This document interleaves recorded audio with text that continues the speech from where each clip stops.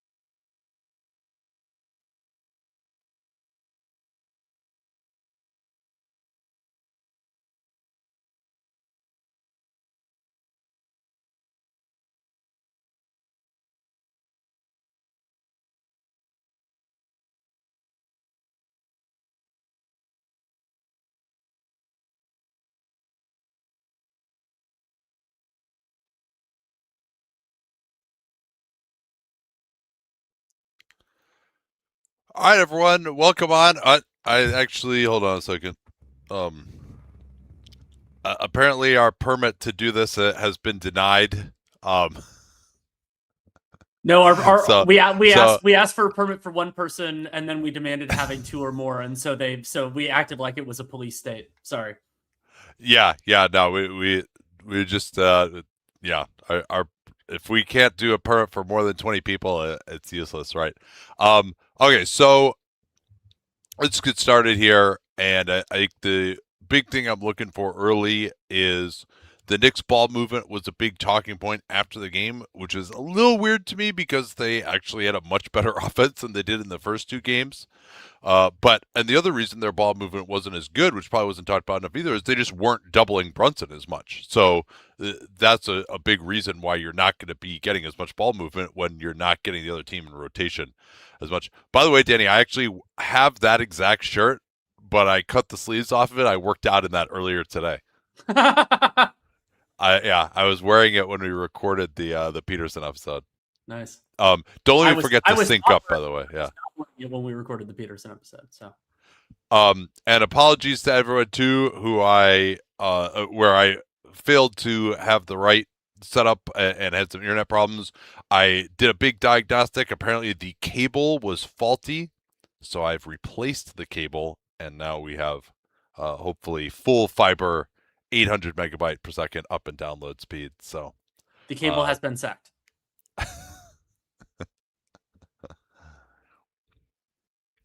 all right. So yeah, what else did you have in terms of the beginning here?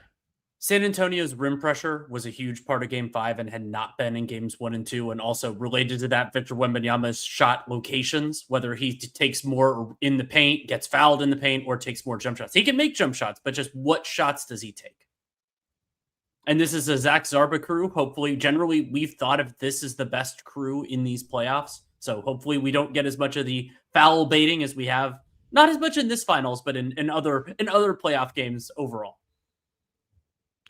All right, so we are underway here.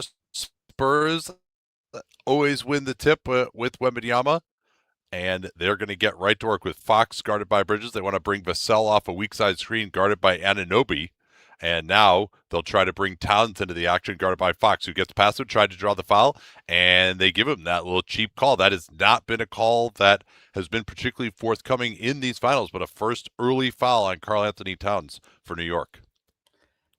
Towns commits a lot of fouls, but he does not always commit them in the defensive flow. And I'm fine with that. He gives Fox a bump before Fox kind of goes up for it. It's on the softer side, but it did actually affect the attempt, and Towns was not in position. So it's okay. But Towns, that's always something you have to monitor because he gets so many fouls in nonsense circumstance, hand fighting on offense or like weird screening things, pulling a guy's face and pulling a guy's arm into his own face. Who knows? So they set a screen in the backcourt this time to relieve pressure and get an early switch of Champagny. Here's Towns to the elbow. Fox gambled. Victor, good job getting back to the corner, but they still got him in rotation. Then Victor ran hard out of there. It's going to be Towns now attacking Vassell. Floater. Nice play there by Karl-Anthony Towns. He was setting up for the Euro step. Vassell was too, and so he just shot right over him. Change the angle of the screen by Victor. Weak side Vassell over Anunoby, and he knocks it down for a 5-2 Spurs lead. Spurs have been getting out to great starts. Here they go again. They're going to set this backcourt screen. Why did the Spurs need to switch this? I don't understand why they're going to switch this. So same action again. Towns going to go right at Victor. Fouled from behind. And Victor thought his arm got held down by Karl-Anthony Towns. And maybe an early challenge could be considered here. It would be a second on Towns. Let's get a look at it. Yeah, this is one. Yeah, he's got him clamped up. Yeah, he had him clamped. Now that he's more, and that also looked pretty clean. But yeah, early on he had him clamped, and then is that a foul? That's not a foul. He got him. Yeah. So you the goal of a challenge here would be to get a second on Karl-Anthony Towns, but the idea that it's not a foul in the first place, like that gives you a lot of. And they're doing it. They are doing it. Wow. This could be a huge play here. I think the foul maybe by Towns. Towns clamps him right at the beginning. If I had to predict this, they will not call the foul on Towns, but they also will not call the foul on Wembanyama. Yeah, so the other thing is, does Victor get him in the head here? Yeah, so maybe what they called was Victor's arm being on Towns' chest, but Towns did kind of, I mean, that's close. I don't know if that's really a clamp later on. He's just going up with the ball there. Yeah, Victor but just that keeps block his looks arm pretty there. clean. Yeah, and he's got his hand on his back at one point too, which I don't know if that's a foul because it's not disrupting his rhythm. All right, give me a call here. Is this getting overturned or not? I think it's going to be overturned to a no foul, not a foul on Towns. Yeah, well, this is a great chance for the crowd to break into the fuck you Wemby chance. I just feel like the crowds just need better chants. Like, ref you suck is also a terrible chant as well.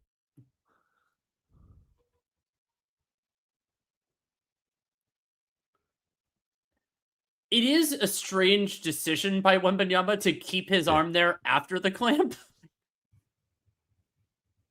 Well, I think he was trying to get it out of there. He just couldn't. All right, let's see what Zach Zarba has to say here. Whoa. Wow. What a challenge. So, yeah, he clamps. Yeah, okay. I mean, that's proximate enough? He's taken 2 dribbles, and where did they call the foul initially? It was called a shooting foul, right? I believe Towns has 2.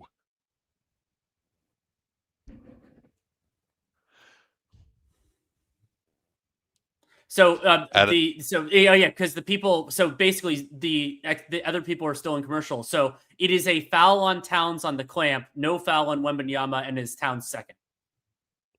Yeah. Yeah, sorry, I didn't realize you guys. I always forget that we have the feed in the arena, which is pretty nice. But yeah, so they got him with a clamp right as he's beginning the move. That, I mean, man, that is really close. I especially given the gravity of a second foul on Towns here. Now you guys are going to see it. So yeah, here's Towns. He's going to clamp him. Oh, he even grabbed his hand for a second. And Wembanyama did.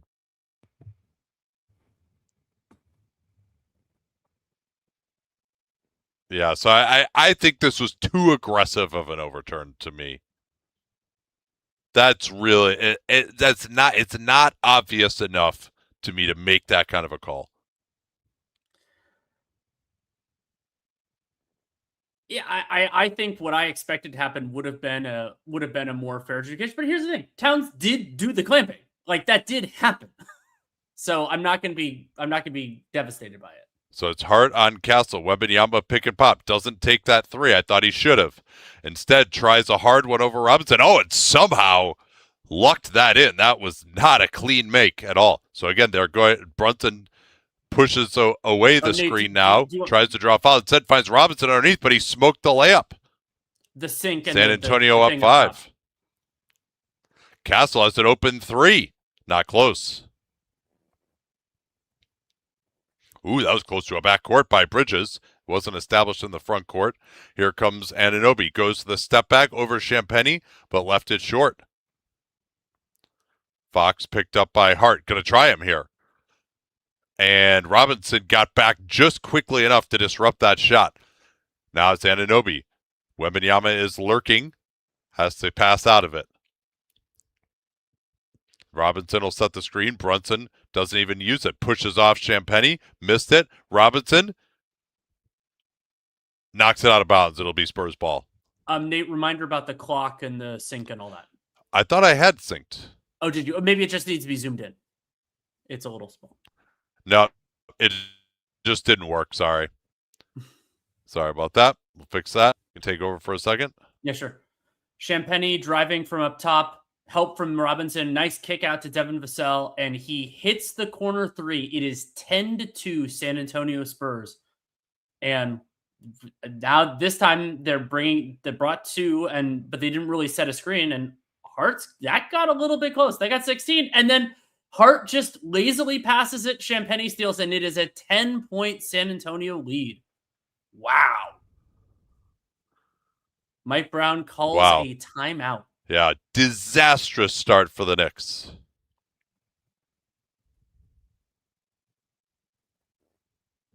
Yeah, that was so. It seemed there that Brunson took a break, was moving towards the basket. Hart didn't expect it, and so he threw it to where Brunson was, and it was a pretty low upside, low ceiling. And yeah, Dan Feldman had the stat on Daily Dunks today that the Spurs' first quarters, I mean, obviously we're partially through the series, and you get small sample stuff, that the Spurs' first quarters, I think it's the third best single quarter that a team has had would be in finals history. But the problem for the Spurs is that the Knicks any playoff series on average, any playoff series, I think it's like third best. But then the Knicks' second quarters have been even better than the Spurs' first quarters.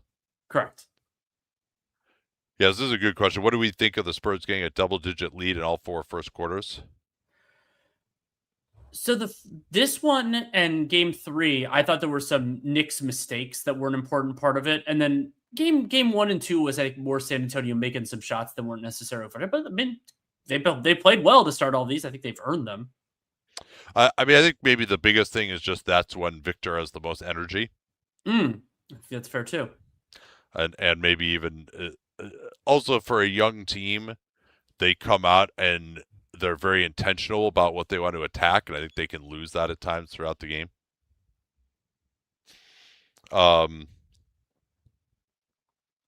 And John asked that, did they take leads in every game in the Thunder series? They did it a lot. They had early leads in a lot of the Thunder that was series. More about the Thunder to me than the Spurs, though. I got asked about doing a Jaden Quaintance scouting report. I actually will have watched a little film on him. He is one of the players that if I get as much time as I want, that I will probably do a partial scout on, but I can't guarantee that yet because I have some guys higher on the ledger that I haven't finished yet. But I was interested enough in the film of him from this year. I did a randomized film that I want to do his actual healthy year. So I am considering it. Yeah. So we got asked too about Darren Peterson, Ray Allen as a comp for him. I didn't watch Ray Allen at UConn, so it's hard for me to do a prospect. I got into basketball too late for Ray Allen. I don't think that's a ridiculous level of shooter.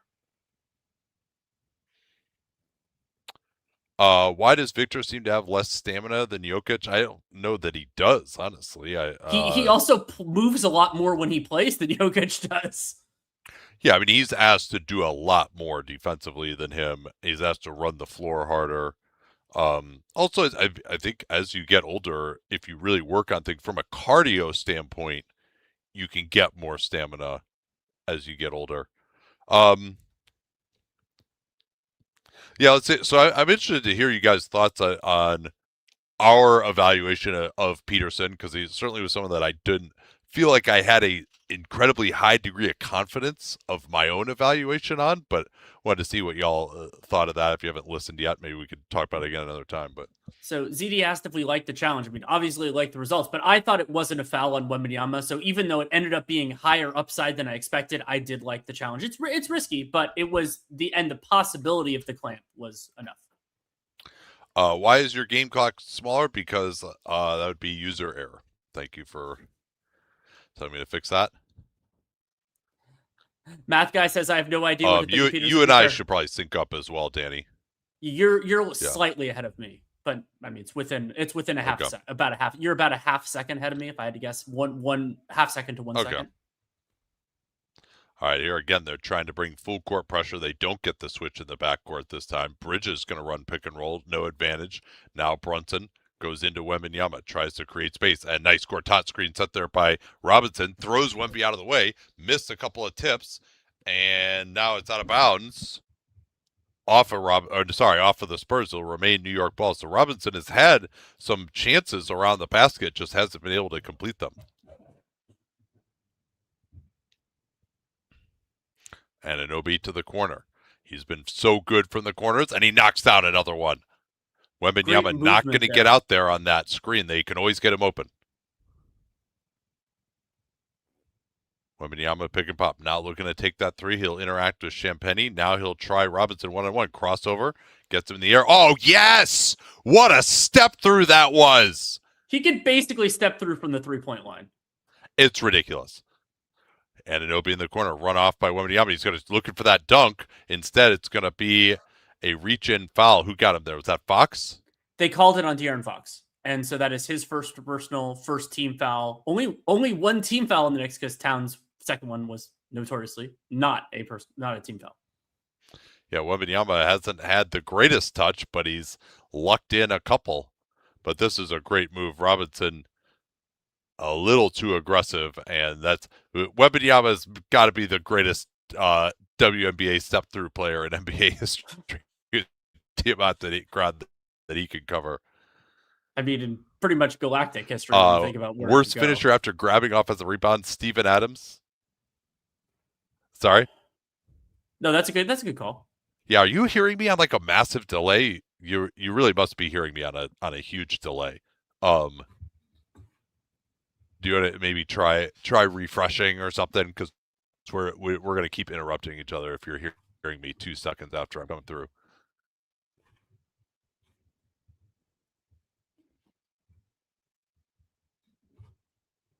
OG makes the free throw. It was, in fact, a shooting foul. San Antonio 14, New York 7. Castle kept away from the screen by the defense of Hart. Back to Castle. They have not penetrated the paint at all yet. Still nothing. This has been a miserable possession, and Castle has to take a terrible jumper. Josh Hart just took him completely out of that play. Now, Hart on the attack. Again, going to the right hand and finishing. Nice reception across the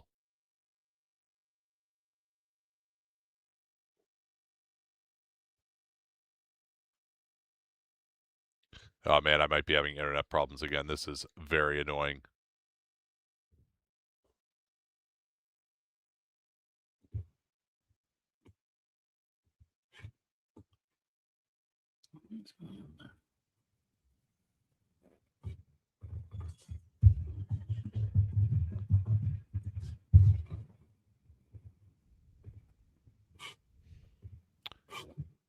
All right, I'm going to try resetting myself here. 1 second. Yeah, I could call for a couple minutes. So Stephon Castle dribbling up. Yeah, we saw that nice Knicks response. And so Castle gets in, and that was a great decision by Stephon Castle. So he didn't really have the drive, and so he throws the pass up. And when you throw that pass to Victor Wembanyama, you're basically you're saying to the refs, call something if something happens here. And so Josh Hart he's not in position initially, gets his butt into Victor Wembanyama as he's jumping. And so that is a defensive foul. It's not a shooting foul as the league calls it now, but it is a foul.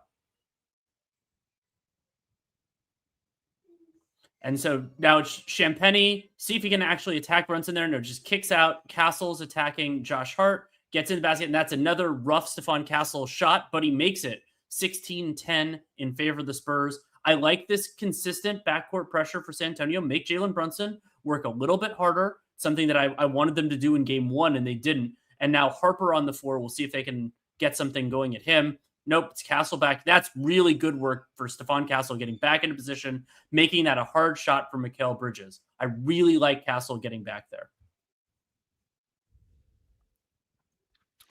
All right, how am I sounding here? Better now. Okay. Vassell driving, kicks it out. Stephon Castle takes that three and makes it. So Stephon Castle, I think he's been looking shaky early, but he's 2 of 4 from the field for 5 points because he made his last 2. Hart up top, trying to get the screen. Now it's there. A couple of non-shooters makes things a lot harder on the Knicks. They've weathered some of this storm, but that's it. You can see the spacing issues on this possession where they've gotten absolutely nothing with 5 on the shot clock. Brunson kicks it to OG, and OG cannot bail them out on that one in arc 3. Now they kick it out. Devin Vassell in transition. He loves the 3, and he hits the 3, and it is back up to double digits. The Knicks had a good response, and the Spurs get right back. Yeah, 8-0 run for San Antonio, 22-10. I'm at 6-11, 6-10, 6-09. Yeah, we're good. All right for you? Yeah. Okay. Brunson going to throw that up and draw the foul again. A type of call that hasn't necessarily been forthcoming, but rubber band effect in play here to give him that call. And we got it a couple times in the comments, but you could see it with the camera angle right now. Mitchell Robinson's hands are on his knees. This is a long run by him to stay on the floor, and it's going to continue, unfortunately, for the Knicks. Well, and also, they're going to send in Hook Porty actually for that reason. Now, this is also going to be just a long stint in general because 2 timeouts were taken so early. That's true. Unless someone else takes one.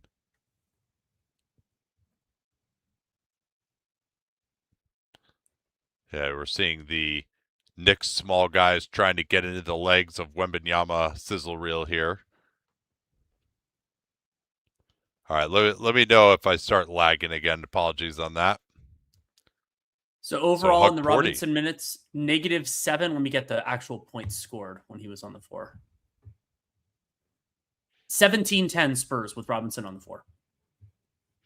So Johnson is in now, giving Castle a rest. Harper getting his first action. Bridges has the matchup against Fox.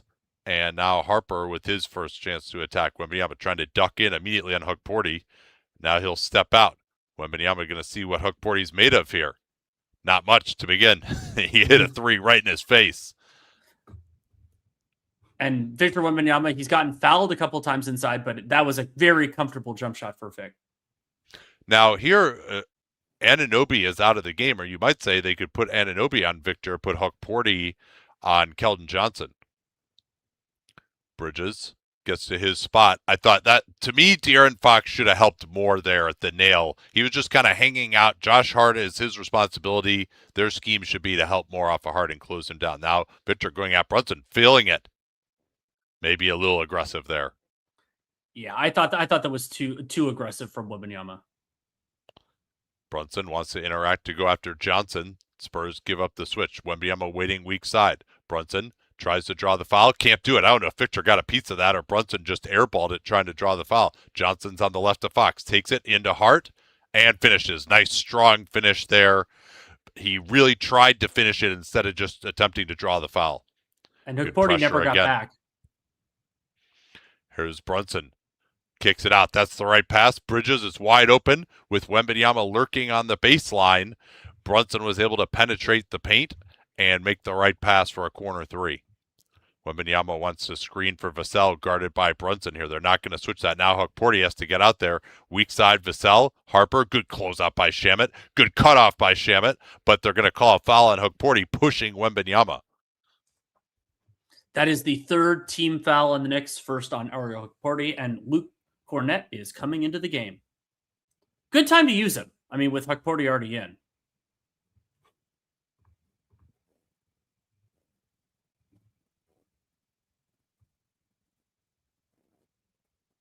Yeah, sorry again, everyone, about the usual tech difficulties. Not sure why we always have this problem, but we continue to try to get better.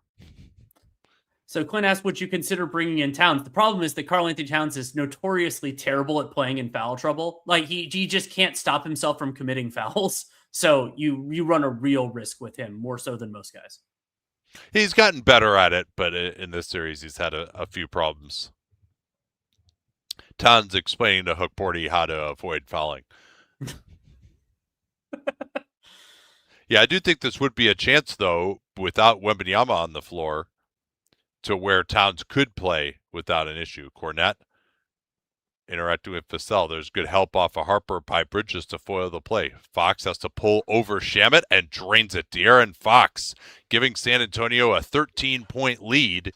And again, they try to pressure up. Harper switching on to Alvarado. Knicks getting it across with 18 on the timeline. Harper just gets right through. Look out for Robinson. Play made from behind by Johnson, but a foul.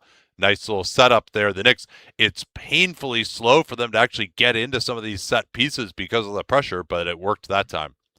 The Spurs have a 187.5 offensive rating so far, but that's driven in large part by them being 6 of 8 from 3. They are scoring 2 points per half court play, exactly 20 on 10. So a good foul there committed by Johnson, sending the execrable free throw shooter Mitchell Robinson to the line. the way he looks at the rim is like, one more time, my old nemesis. Well, he knows he's going to put a hurting on that rim, so he might feel bad for it. Yeah.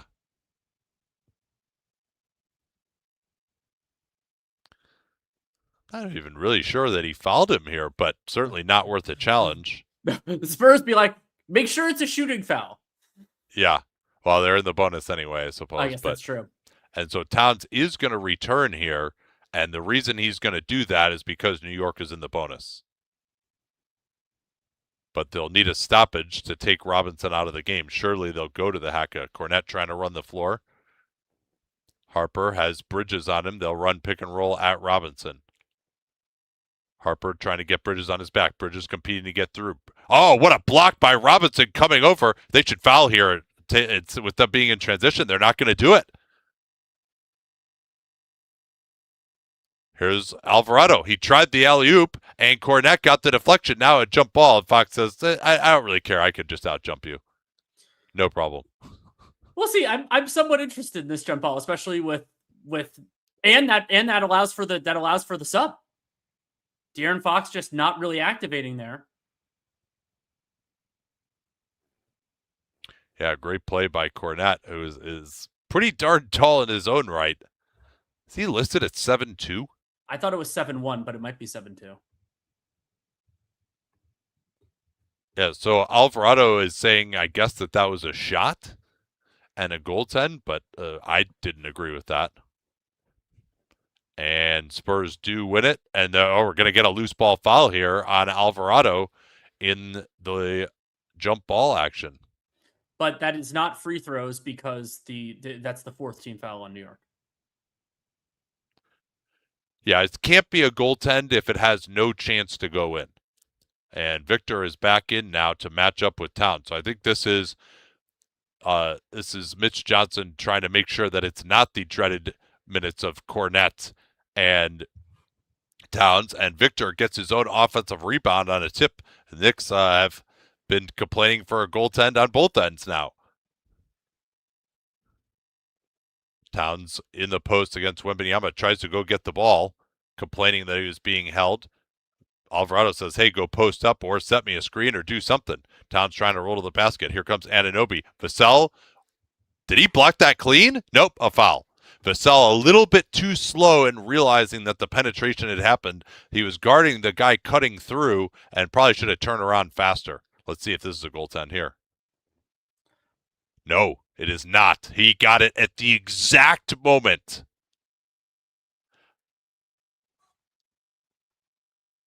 That is, he pushes it forward. That is really close. I think that's not a goaltend. I don't think it is either. It is extremely close, but I don't think it is. So San Antonio up 15. Mike Brown continuing to complain. I didn't think. I was just surprised that Mike Brown elected to play the refs card when you've lost your first game in 14 games and you're up 2-1 in the series that you in theory are in control of.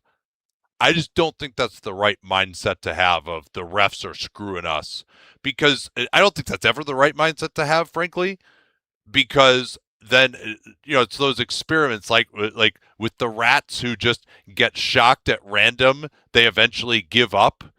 And so if you don't feel that there's so much research on this, that if you don't feel like you have control, which if you're so focused on the refs, you're like, well, we can't control that. So if you don't feel like you have control and you're focused on that, I think it leads you to play worse. Backstream for Vassell. Good denial by Anunoby, who they've got Towns guarding Keldon Johnson. Victor going to try to interact with Harper here. Doesn't set a good enough screen. Harper going to have to create and scores. He just knocked Alvarado backwards. There's a glimpse of what Dylan Harper could be. If you put someone like Alvarado on him, I think when he's in his prime, you're gonna see that result. Now Towns going to work on a post up here. Be wary of an offensive foul. Johnson trying to come over, and what is this? Defensive 3 seconds on Johnson? Yeah, that was who was the guy who had like the most obvious defensive 3 second that we've ever seen? I can't remember who that was. Well, Hibbert had one where he was in for at least 10. Oh, no, this was this year. Oh, okay. Where he just started just waving his arms. Was it Jared Allen? Yeah, maybe it was. I can't remember. I don't remember. Oh, somebody's saying Drummond. Yeah. Thank you. Yeah, you guys remember this stuff better than us at this point. So Brunson actually had gone out. Alvarado is going to get replaced here with New York down by 14. Both teams are in the bonus. Johnson is on Towns. Brunson rejects the screen. Castle cut him off. Brunson rejects again. That time he got space. Kicks it to the corner. Good peel switch by Harper. McBride can't cash out. That was great operation by Brunson, but Spurs did enough. Kick out Castle. Back to Harper. Does he have the advantage against his fellow number 2? He does not. Castle has Brunson. He just gets Vassell out of there. Going to try to take him, but the Knicks are gapping well, and now Castle has been tripped. No, a defensive 3 seconds on the Knicks. It called on Landry Shamet. I'd like to see. I didn't see this one as cleanly live, so I wonder how that happened. Yeah, I think it was and interesting that they're going to go back to Mitchell Robinson here. And Vassell does make the technical free throw this game. He did not last game. But I thought the Knick defense on that possession to me was better than it was at times in game 3, where they just showed more of a shell, more gapping, and they're going to take Towns out again here. Yeah, I'm very interested to see if they're going with Victor in the game. I think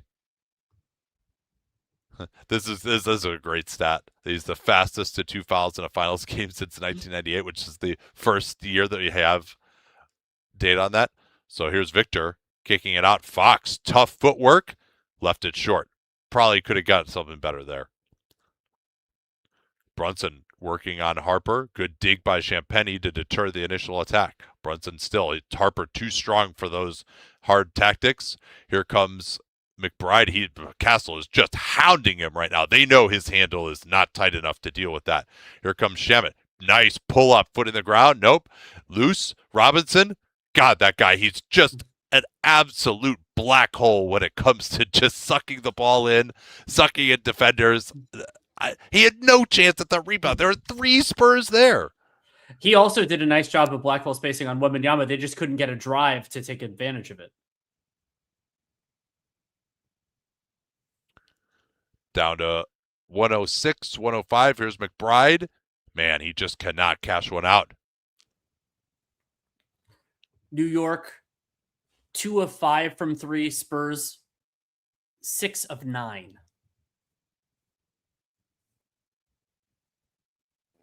Yeah, sorry guys. I'm trying to get the sync worked out on the clock. Let's see.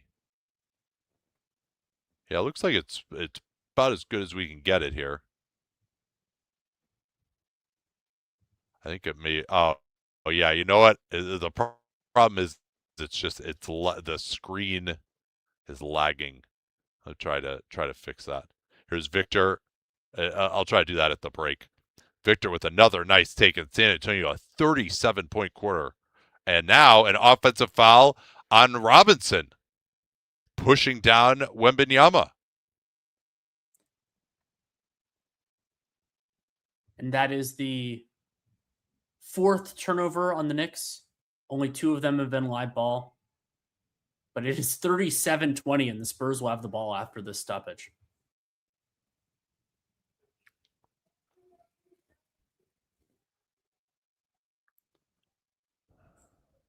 Yeah, he got hit in the face. I don't think it should be a hostile act because it's just kind of in the flow. And I don't think he intended for it. But like, that is a high elbow. Oh, he got hit right in the neck.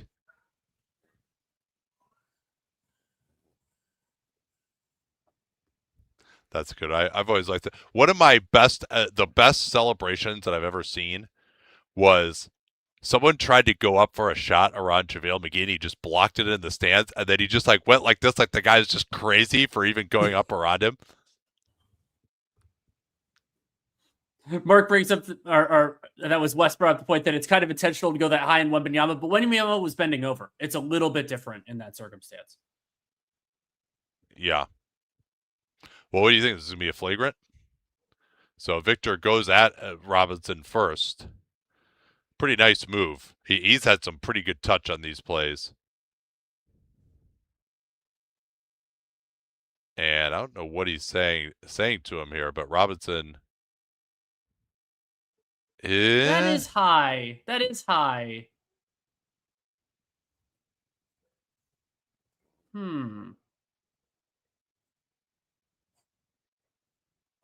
I'm fine with this being a common foul, personally.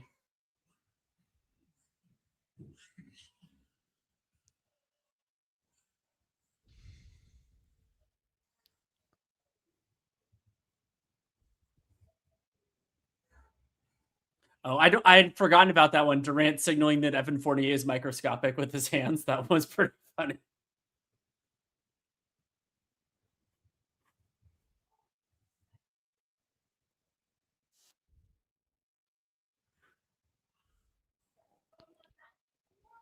All right, there it is. Flagrant foul, penalty 1. So Wembanyama is going to get 2 free throws here, and San Antonio will have a 2-for-1 to potentially push this to 20.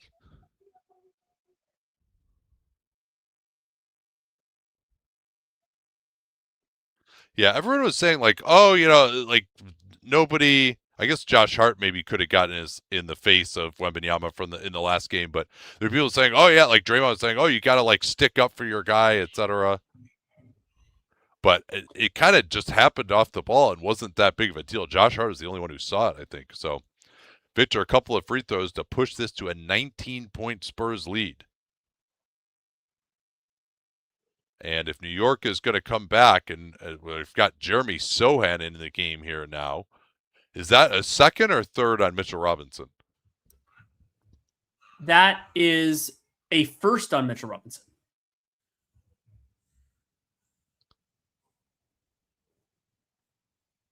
And so Victor does get both free throws.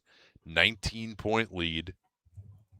And, I mean, this is either going to be a 2-2 series, or it's going to be a spectacular Knicks comeback and a 3-1 lead, and they'll have really earned it.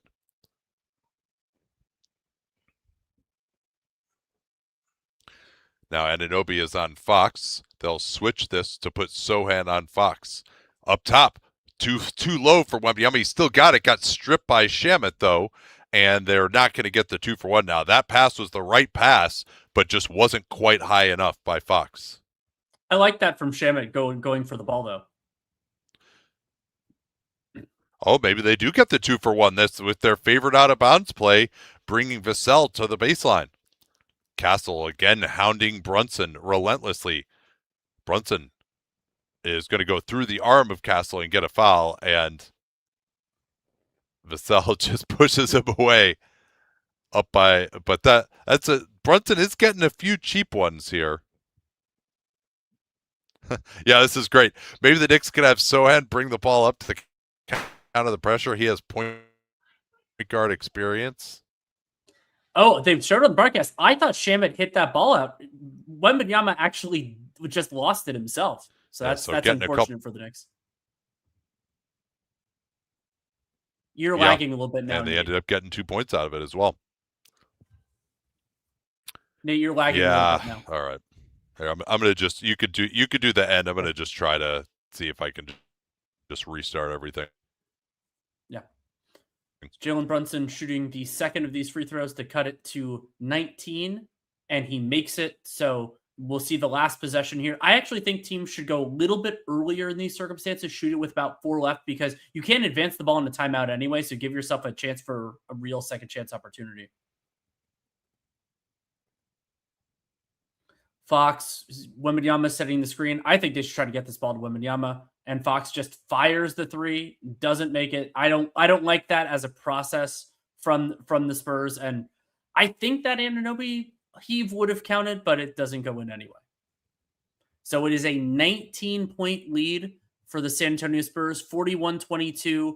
They did have very, very strong three-point shooting, 6 out of 10. I'll get their overall jump shot numbers in just a minute, but they were also they did very well in the half court. They outscored the Knicks 7-5 in transition, though they were actually less efficient in transition, but 1.78 points per half court play, 0 half court turnovers, 0 turnovers overall. That's a pretty big part of the story. So yes, the Knicks got a little bit unlucky because the Spurs were ridiculous on jump shots overall. 2 of 2 from mid-range, 6 of 10 from 3, 5 of 8 on arc threes. So generally those are harder shots. So yes, if you regress that to the mean, like, so for example, our luck adjusted has it as 33-22, but that's still an 11-point first quarter deficit. So I think that the Spurs have significantly outplayed the Knicks so far.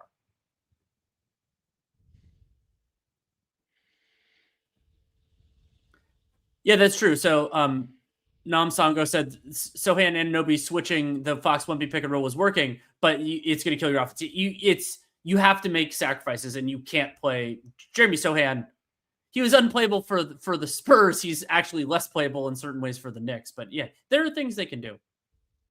Yeah, and as Samuel brought up, the Knicks flagrant did end up turning Knicks 2-for-1 into the Spurs 3-for-1 because of the foul. That's a good point. Because it was a Knicks offensive possession if there hadn't been a flagrant or hadn't been a foul in the first place. Yeah, that's a good point. Brought up that Clark's David Funkhauser, great username, brought up Jordan Clark's he, after being a good button push, I believe that was in game 3, didn't play at all in the first quarter of game 4.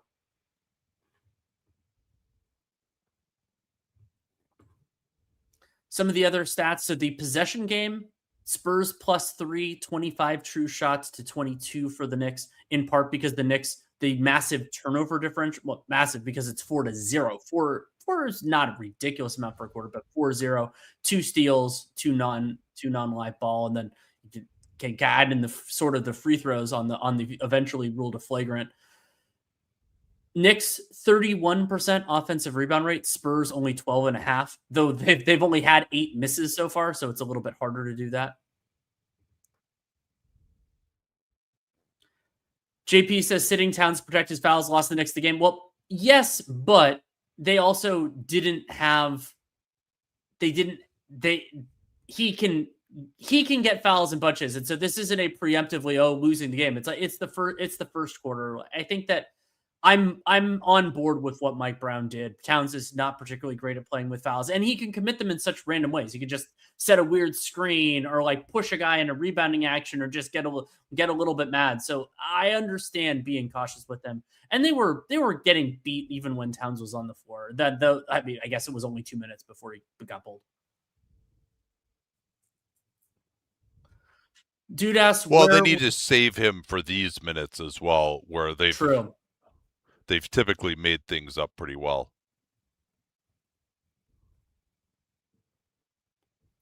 Yeah, I mean, you guys saw what Shea did last series, and Shea's way better than Brunson. It's not a surprise that Brunson is going to be struggling like this. So yeah, these are key minutes now, and Wembanyama is on Anunoby. They've got Carter Bryant on Towns for the first time in the series.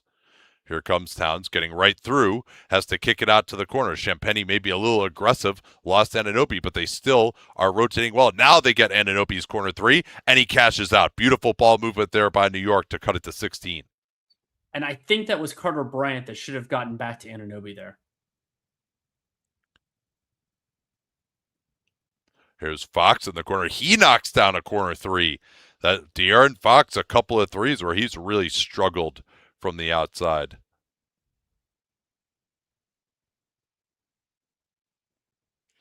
Towns backdoor. No, intercepted by Fox.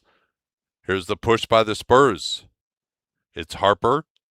Not going to try Anunoby. Instead, Wembanyama needs to go into the post against Alvarado. They get it to him at the elbow. He should just turn and shoot here. Backs in. Tried to pull the chair on him. Spurs got him in rotation, but Shamet rotated beautifully. Down to 5. Fox will have to try Shamet. Another corner 3. Yes, sir, by Fox. And it'll be an and one with, I think Alvarado was still on Wembanyama the whole time, pushed him down, and Victor will get a free throw here to push it to a 23-point San Antonio lead. Or are they calling this on Towns? They're calling it on Alvarado. Yeah.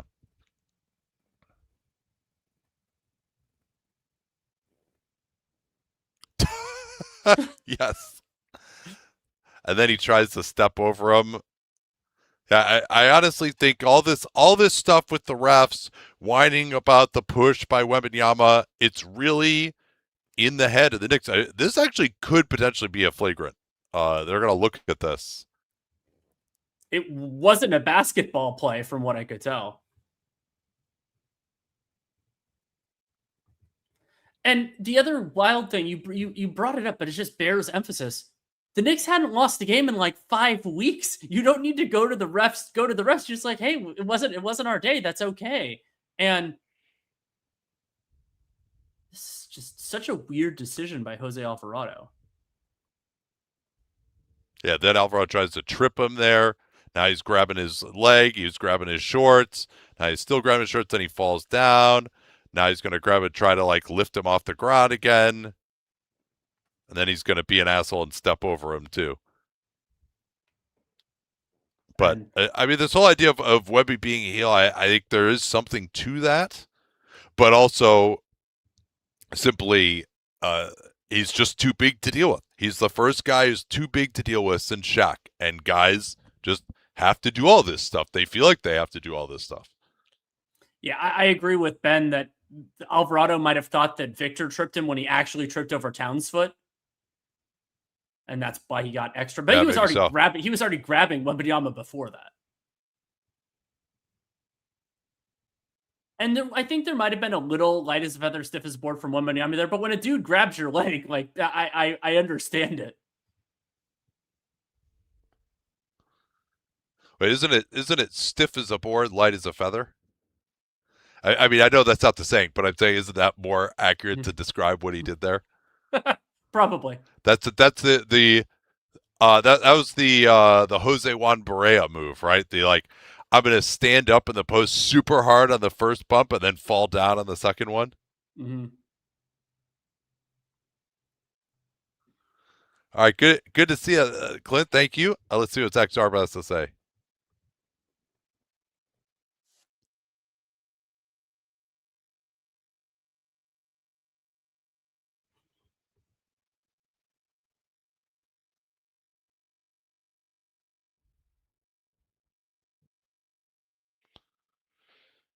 Common foul, I'm fine with that.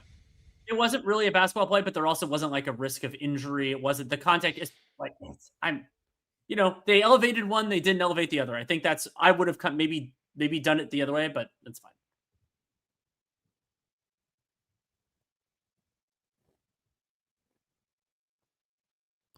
All right, so hopefully our sync is okay here. Wembanyama with a chance now, more important than all the shenanigans, to give San Antonio a 23-point lead. Knicks actually seemingly were making some progress, and now it's a 7-0 Spur run in a mere 2 possessions.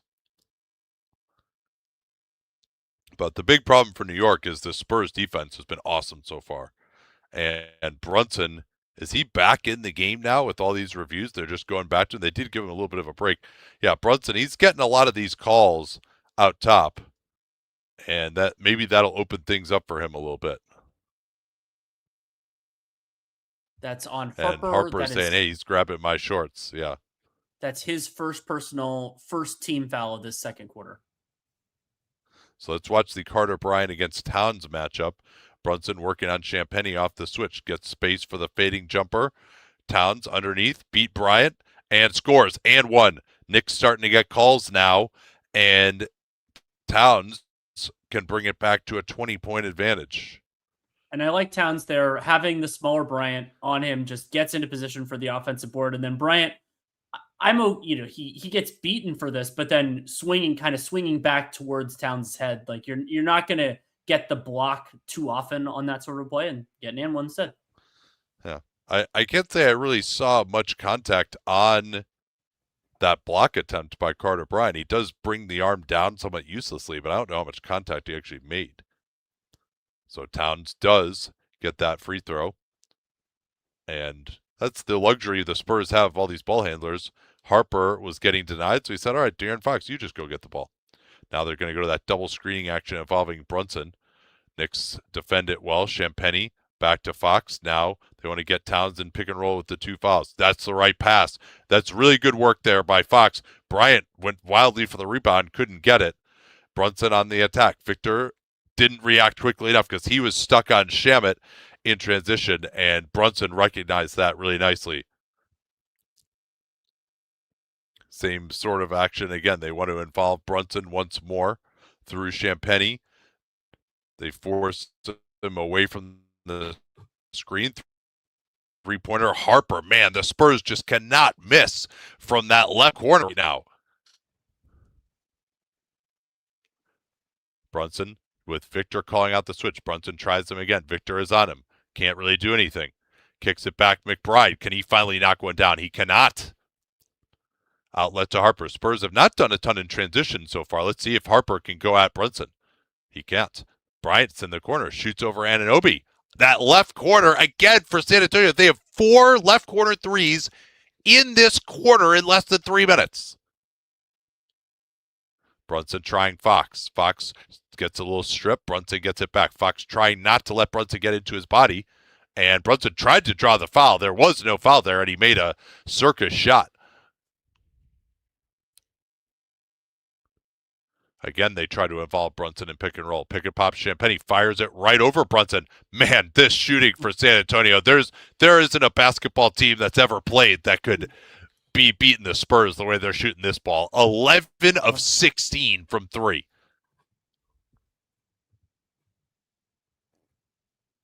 And Anunoby baseline. Harper crashes into him, and Harper is down. Hopefully he's all right. Hopefully Anunoby's all right. As ridiculous as this three-point shooting is, the Spurs are also 69% on twos. They're 9 of 13. They just haven't had to take as many of them because of all these threes. Yeah, I mean, what is their offensive rating right now? 190. We can see here. Harper, he actually, let's see what happens to him here. He goes down on that left hand. Hopefully he's okay. He didn't actually jump as into Anunoby as I thought he did. So Victor will sit down, and they are going to get some Cornet Towns minutes now. So the play type stuff for the Spurs is ridiculous. So they're the play type stuff for the Spurs. So 2.05 points per half court play. They've only had 1 second chance, but they scored. It's the 2 there, and then 1.67 in transition. That is preposterous this deep into a game.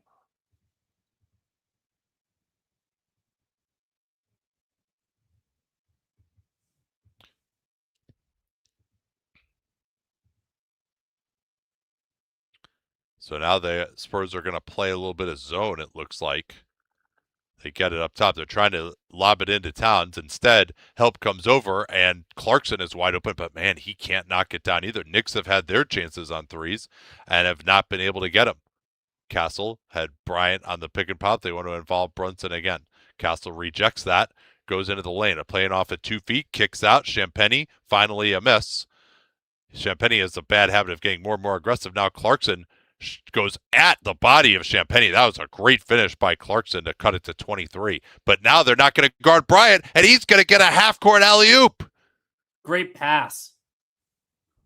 Yeah, Castle has really good vision from all the way out to half court. Castle calls out the switch. Towns rolling to the basket. They've got Cornet guarding Hart. Weak side, Clarkson on the attack. Cornet did well to get back into that play. Knicks got him in the blender. Here's Bridges eluding Bryant. Fires the 2. And Cornet went for the flop, and they will give it to him on the offensive glass. And so that will be Karl-Anthony Towns' 3rd personal foul.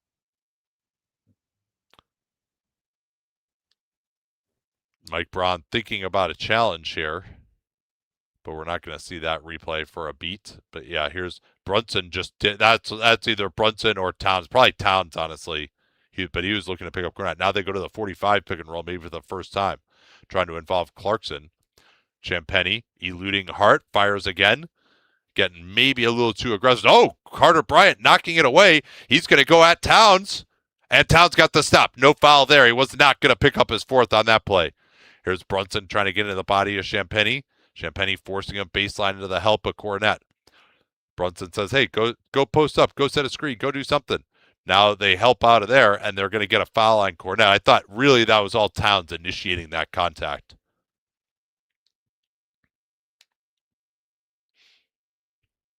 Great steal there by Carter Bryant. Yeah, but Towns did well to get back. I don't think this is a foul. He jumps into him a little bit. That's close, but probably not going to give him his fourth there. And there's that. Yeah, I mean that is a flop by Luke Cornette. Harper is back in, trying to deny the ball to Mitch Robinson. Knicks are in the bonus, so they could go to the hacky here. I wouldn't recommend it, though. No, they are going to do it. Here's Cornette doing it right now. Are they going to give him this shot? I thought he fouled him first. I thought the foul. I don't know who I'm rooting for here. The cheapo, the cheapo. They're going to review to see what happened first. This is just great theater. If we needed anything more boring than hacka, it's did the hacka happen before the shot? We'll do it. We'll do a 2-minute. You guys responding to our Darren Peterson stuff instead of talking about this review. Oh my God. Yeah, so he's fouling him well before Brunson goes into the shot. By the way, that's all we're going to take. This game is going to take 4 hours, but the good news is we might not have to broadcast all 4 hours of it. Yeah, the Zach Zarba face swipe before he goes on camera is that thing's going to be soaked through by the end of the second quarter. Yes, I think Peterson has the highest ceiling. We have not done Demanza yet. Oh, that's a good question from Bob of the what? All right, let's see here.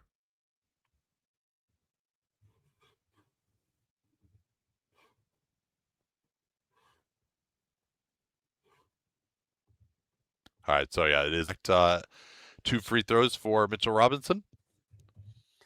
So the question we got asked was, which of the teams with the top 4 picks, to remind, that's Washington, Utah, Memphis, and Chicago, which of them would do the best job of maximizing Darren Peterson with what we would think about him? I think Utah, because I think Will Hardy has the best offense of those guys. I mean, I would also like to see him in Thomas Isolo's system too. Hey, at least if you're only in for 4 minutes at a time, it's hard to cramp up. Well, so the thing about Utah, though, is that I'm worried about the Peterson. So the Peterson Keontae George backcourt seems a little too flammable for me. But they also have enough other guys in the rotation. They could run stuff. I mean, they could throw Ace Bailey in there. No problem. Yeah. And especially the Wizards with their current coaching staff, they're low on my list for that. And I mean, Chicago's just they're so much of a blank slate right now in terms of like what their roster is. They're just so far away. And so I'd say I'd go Utah 1, Memphis 2,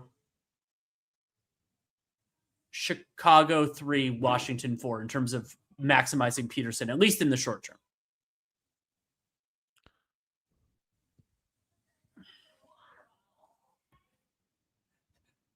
JD says Boozer was born to play for the Jazz. Hey, Boozer's dad played for 2 of the teams with top 4 picks this year. And I would argue that in terms of his game, he's actually more of a Memphis fit than either of the other teams. What does the NBA need to do with all these reviews? I would say that the only one that hasn't, did the off-ball foul happen before the shot should just never happen again unless it's in the last 2 minutes. Like that being an automatic trigger, like that's one where, hey, go ahead and challenge that if you want to use your challenge on that. Otherwise, just let the referees make their best decision. And the other one for me is I've advocated for, unless it's like potentially involving an ejection, that review should be 30 seconds, should not be longer than 30 seconds. And just if you can't figure it out in that amount of time, then just defer to the call on the floor.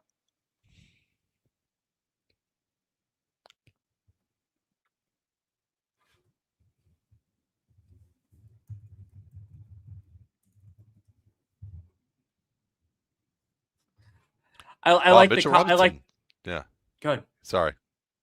What comment? The comment about how Ben, I guess Chicago's coach is better than Keefe.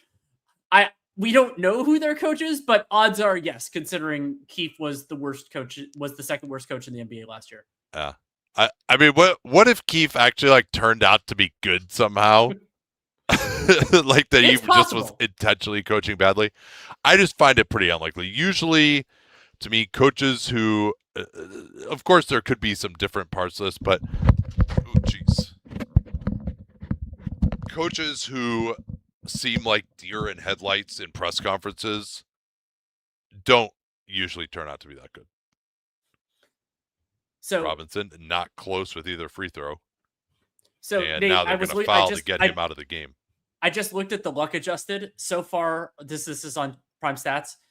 The Spurs are plus 15.8 in terms of above expectation on jumpers, and the Knicks are negative 2.7. So that is a difference of 19 or 18 and a half points on jumpers.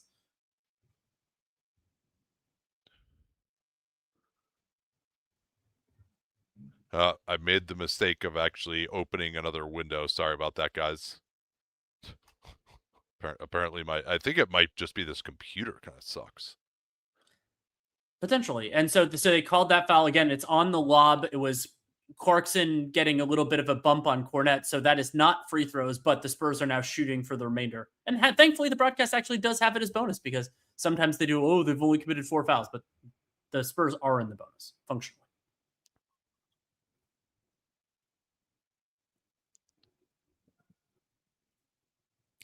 Castle Jalen Brunson to Cornette. Brunson was ready for that 3-man screening action, and he gets Castle behind him and gets the steal. New York back within 23. Am I sounding okay here? You're sounding okay. You want to give me a time check, because I was way ahead of you there. What time are you at? Okay, 22, 21, 20, okay, 19, 18. Now Brunson in transition again, right hand finish, and Mitch Johnson wants to talk it over and surely get Victor Wembanyama back in this game.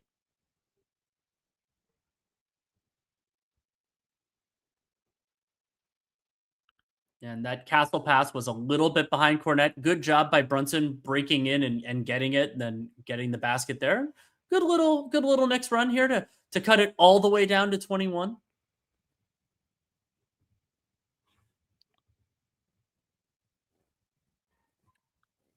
Yeah, this is actually supposed to be a good computer, by the way, guys. So I'm not sure what's going on here.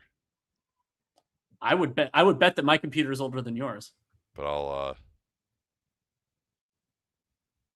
Yeah, no, I mean, this is the problem is my wife is away right now, so I'm not at my usual offsite office. I'm at home because if my daughter's gonna be sleeping, I need to actually be in the house. So it's making it a little bit more difficult. So this is not my optimized setup.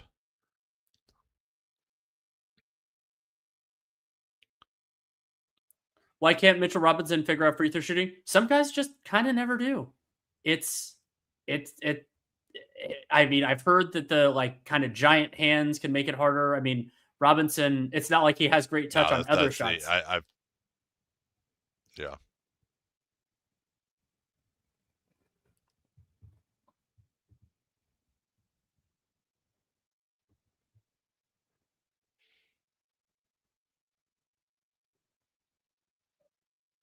Oh yeah, and I mean, other people brought up, he had a broken finger or broken bone in his hand. That doesn't help, but he was terrible before that.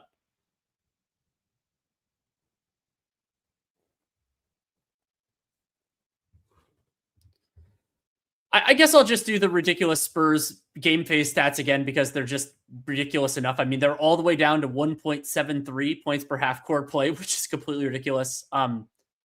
45 points on 26 half court plays. That Castle one was their first half court turnover of this game. 12 points on 8 transition plays. That's 1.5. So they have a 159.5 offensive rating compared to 105.6 for the Knicks. Spurs, both teams are actually 6 of 10 on shots inside 5 feet. But most of that is coming not in the half court. The Knicks are 5 of 5 inside 5 feet in transition. They've only taken 2 shots and missed both of them inside 5 feet in the half court. Yeah, that is always the problem. The Knicks had, when Towns was doing all that driving in the first game and a little bit in the second, that was really their source of rim pressure because he was getting past Wembanyama and able to score on him. But once that is dried up, they're back to kind of, yeah, all right, drive and kick, we'll get some corner threes, but yeah, you just can only be so good if you're getting nothing at the rim in the half court. I could do the short answer on this from Ben. I know you haven't scouted everyone yet, but do you believe this draft class is getting vastly overhyped? My preliminary answer is yes. I think that this draft class has been very overhyped. Yeah, I think so. Yeah. Now, I do think it is a lot better than next year's class from what I've seen of those guys. But in terms of, yeah, I'm not as high on this draft at the top. I mean, I will, preliminarily, I need to think about it a little bit more. Because we got asked about this a couple different ways. Preliminarily, I have Harper over Peterson and Wilson for last year's class. And I think I feel confident that I'll end up that way. All right, so back to work here now, finally. Let's see if we can get a sustained stretch of actual basketball. Hukporti is in to guard Wembanyama. Again, Knicks putting the pressure on more on the perimeter. They'll screen for Wembanyama here. He does not take the three. Instead, he drives right into 2 guys. Like, where does he think he's going? That's what I don't understand. Like, OG Anunoby is one of the best nail defenders ever. Harper is not someone that you need to guard. And he just, like, you're open for a 3. Just take it. Like, there's nowhere to go. Or move it. Or attack to the other side. Wembanyama, Hart stepping in front of Harper. Now they're working for it. Johnson has it. Corner of Vassell. Left corner 3 again? Of course. 5 of 5. They just can't miss from there. It's unbelievable. Just in the corner. Hukporti going to set the screen here. Wembanyama gets into that, but Vassell just got right through that screen. Here's good nail help from Fox. And Brunson almost got that great rebound by Harper. Can the Spurs get more transition? Leaving it back for Victor. He'll fire this 3. Missed that one. Rebounded by Hart as Johnson went down. Knicks have a temporary advantage here. Hukporti looking to get into the body of Victor underneath. And Anunoby run off the line by Fox. Now Hukporti was holding Wembanyama, and they don't call it. Wembanyama was trying to come across to make that play, and Hukporti just held his arm. They're not going to do this, but would you because I don't think the foul was called on Wembanyama, but you consider a foul? Like, this would be a wild challenge in a regular season game. Yeah, whether there's approximate foul. I mean, yeah, I don't know that would fall under the definition, but up 24, having already used the challenge, I would keep it in my back pocket. Oh, I wholeheartedly agree. I just wanted to bring it up as a cheeky challenge idea. And these are the 16th and 17th free throw attempts for the New York Knicks in this first half, compared to 6 for the San Antonio Spurs.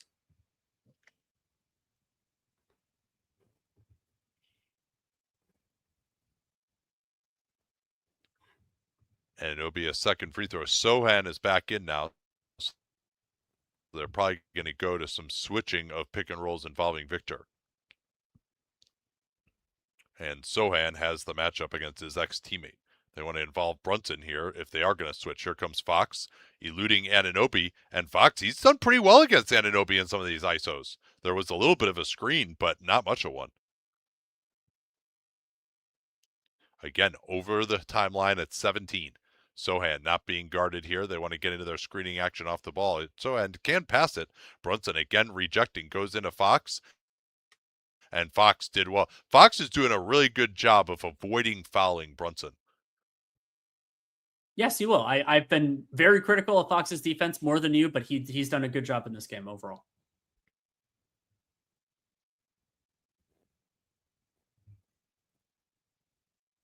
Eight to shoot for New York. Anunoby, Johnson did well to get through the screen. Now Sochan not going to take that three. Brunson denied well by Vassell. Sochan will have to take it. Tough fadeaway. It did not hit the rim. That's why they didn't keep him here. Yeah, I'm sorry about the sinking.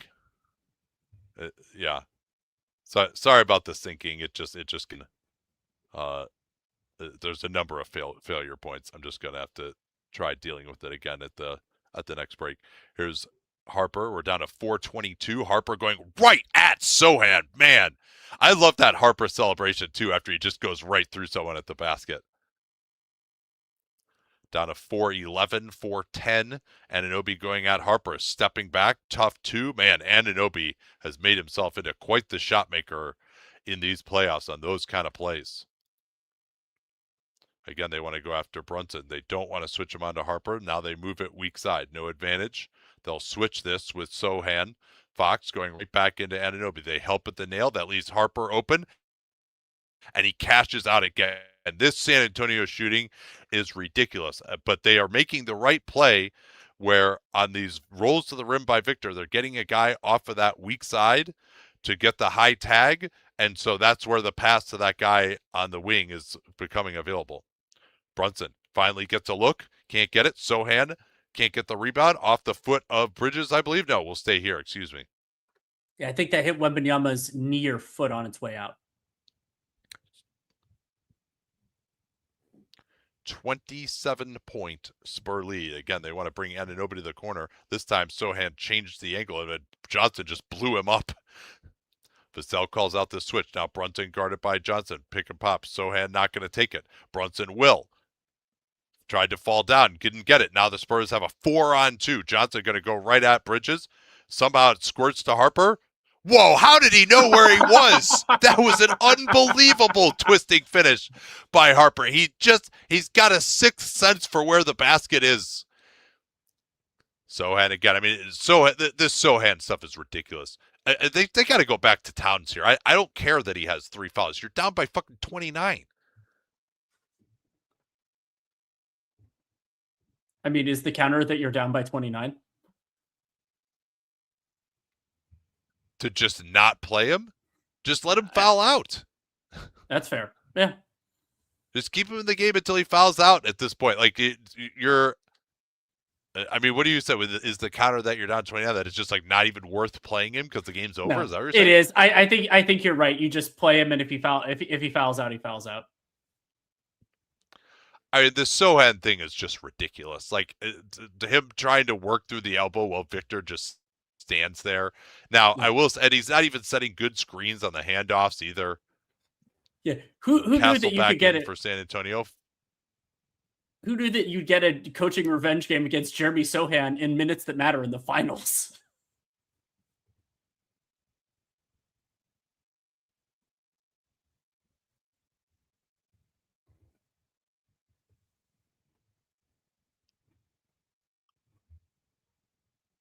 Yeah, and it's not the defensive side. And why would they not go back to Robinson? Just they feel like he's been ineffective because of the hacka. Hey, let him hack him for the next. I mean, they can only hack him for another 51 seconds here. Like, yeah, let him hack him for like. See if you could turn the game around a little bit. Let them get out of rhythm some. Get some of the guys maybe in foul trouble. See if Robinson can catch a heater. Missed free throw by Brunson. And San Antonio by 28.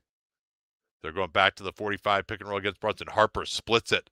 Brunson just wasn't ready that time. He's got to be up more, but Castle left open. Wembanyama on the offensive glass. Vassell able to run it down.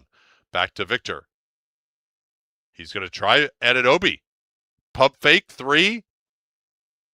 Hart is fouled by Castle. That's going to be free throws. Bad play by Stephon Castle. And over the backbreaker, they're ahead by $1 billion, but it's still a foul you didn't need to commit. And that's his second? That's his third.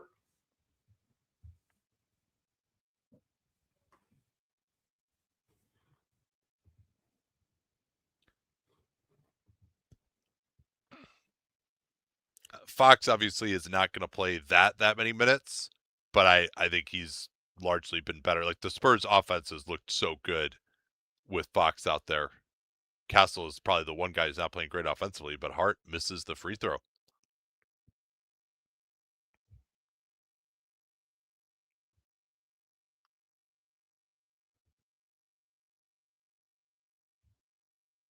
And it will be Fox returning for Castle. Fox, so they're going actually a rare moment of one point guard basketball here with just Fox. Is Harper in foul trouble as well? Why wouldn't they come back with him? He has Time two, for him to so get a rest? yeah, probably just to get a rest. And there's an offensive rebound by Hart. Brunson 3 is good. So the 3-point possession. Hart missed both free throws, and they're back within 25.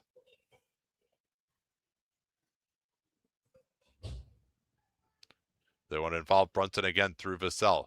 Fox kicks it out. Champagny shoots it over Hart. Left corner. No, they finally miss one from there.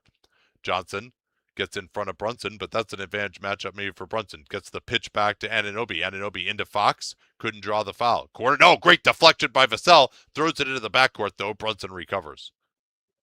Brunson going to work on Johnson. Changes speed, gets the foul, and he'll get 2 free throws. That was among the most inevitable fouls of these playoffs. Brunson getting Keldon Johnson and ISO just driving into his hand, and Keldon Johnson can't help himself.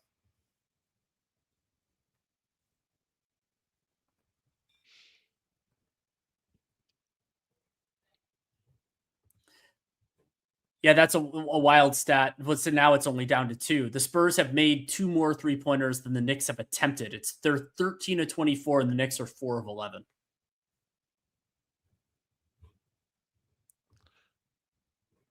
Yeah, New York, as Harper is going to come back in now as well with Castle on the bench. He'll replace Keldon Johnson.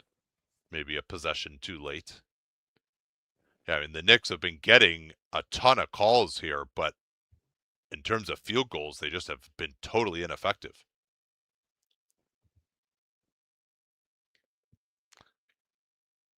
Again, New York not going to provide full court pressure on Fox, who sets a useless screen on Shamet. Now it's going to be Harper. They got taken out of this action. Now they finally get into it. Here's Fox. Up to Victor. Oh, yes. Victor with a beautiful tip to himself. And it's back to 26. Fox has really been looking for Victor on these pick and rolls. Here comes Brunson going right into the body of Fox. I think he's started to figure out that Fox is not going to try to get physical with him, so he could just go right up over him. Brunson has 15 in the quarter. That's about all that's gone right for New York. Fox on the attack. They never get back in front of him. Harper is wide open. Fox finally gets it to him, and Harper hits another Spurs three-pointer. How many corner threes? I dare not open another tab, but as Hart gets it to Anunoby, cut off nicely by Victor. Anunoby going to try him one-on-one again. Victor, did he block that? I think he blocked that. Wow. He was so far away from him. Victor going to take a 2-for-1 3 off the heel. Down 27, Brunson working on Vassell, tries to draw more contact, can't do it. And they don't get the 2-for-1. Spurs will get the last shot here in all likelihood. Yeah, what is that corner 3 disparity if you looked at it? They're 6 for 7 on the corners in this quarter. Wow. Now they're going to go after Brunson again.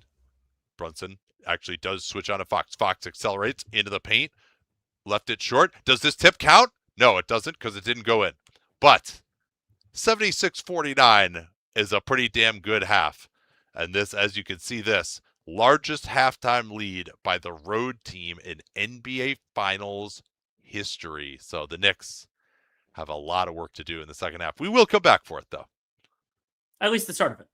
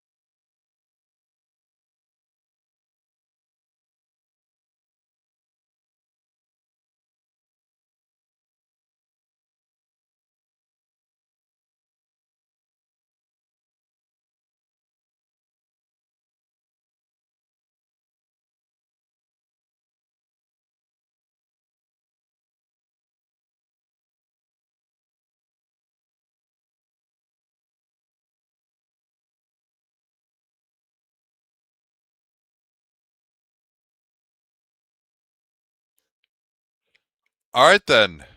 We got ourselves a second half to get to, and I'm going to try to get us synced up again. Please bear with me on that. The New York Knicks had a 155 offensive rating in that first half. They could not miss a jump shot. Overall, they were 2 of 2. They only took 2 mid-rangers, but then that ridiculous 14 of 26 on threes, including 7 of 9 on corner threes. All right, we are at 148, and I got to resync us here 1 second because it's not really working very well. So you could take over for a second here. So Brunson trying to drive to get it over to Towns, scrambling Spurs defense. Great pass there to OG Anunoby, but he hesitates, and then he takes the mid-ranger over De'Aaron Fox and misses it. Now, he got it to a pretty good shot, and I think he knew that De'Aaron Fox was on him, but I think that corner three was open. Fox was not going to do a real contest on that shot. Fox gets downhill on Bridges, gets a little bit of contact, kicks it over to Vassell, and Vassell misses that three-pointer. Loose ball, I think that hit Wembanyama last. The refs agree that is going to be Knicks ball. In terms of the foul situation, Karl-Anthony Towns has 3, of course. Give me a time, Danny, where you're at. I'm at 11, 11 12, 11, 11. I can hear you. Are you here? Oh, I can hear you. Yeah, you're way behind. I'm at 10:59. 50, okay, 55. Okay. 54. I moved up. So I'm gonna throw it up to Wembanyama here, and I'm gonna miss it. They get it ahead to Anunoby, and a strip clean by Champagnie, and he saves it. Or Vassell saved it into Fox. Here comes Castle at Brunson. Wembanyama corner 3, rare one for him, but looking mighty fine nonetheless. Yeah, down to 10:30, 10:28, 27. Brunson switched on to by Wembanyama here. Now they switch back. Towns is basically not even being guarded at all. They get Wembanyama into the corner. Good job with the one-man zone. Bridges has to take a wild shot that wasn't even close. That was all Wembanyama there. The Knicks didn't attack quickly enough when he wasn't really guarding anyone. There's Brunson, and are they going to give this as an offensive foul? That's 4 on Castle. I thought Brunson was not in position there. The league calls this differently. I mean, beyond my issues with the charge. Oh, yeah, that's a blocking foul. Is it worth burning your last challenge? Path, and he's still moving into it as well. But I don't think so. 4th foul here. Especially because you got Dylan Harper, who's been better than Castle in this game coming in right now. True. Now, one thing to keep an eye on, Wembanyama did play 21 minutes in the first half, but there were so many stoppages that you would hope it didn't exhaust him too much. So now Vassell will have the matchup on Brunson. Oh, interesting that they go Johnson here rather than Harper. Champagnie is on Towns. Towns going to attack. Wembanyama comes over. Good strip from behind there by Champagnie, and it goes off the leg of Karl-Anthony Towns. Probably should have been a pass out there. Knicks don't know who they have. Vassell going to go at Brunson. Fox has confidence against Anunoby. Fires over him. Man, he has had the number of the all-world defender, OG Anunoby, in this series. Back to 29. If this gets turned off, he's going to get a foul. Goes down. They're going to review this. Oh my God. So foul. That's Victor Wembanyama's first personal of this game. Back to the neutral corners again.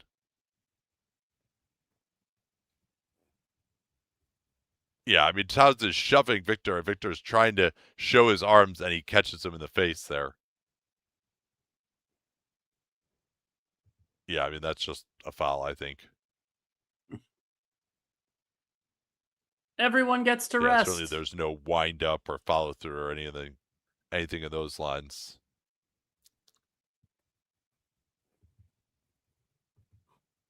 Yeah, why Keldon over Harper? I guess just because potentially you want to preserve their rotation. They have probably a certain look that they want to get to later in the game. But I think having two creators on the floor is so important for their identity. I would focus on preserving that rather than something about the rotations. Unless Harper just can't play more with the injury.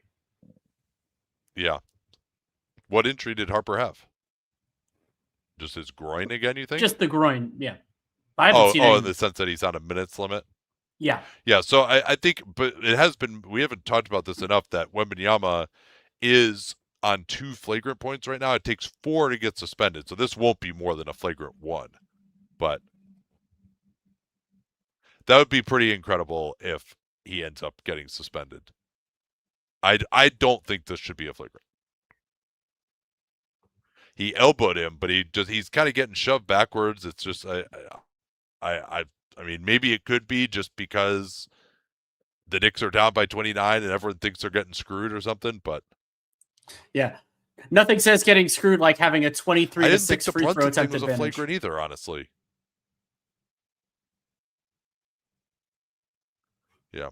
Well, people are saying that the 2 Towns calls. I did think that Towns call on the challenge should not have been overturned. But again, you're down by 29. And also, Mike Brown was a total coward about putting him back in the game.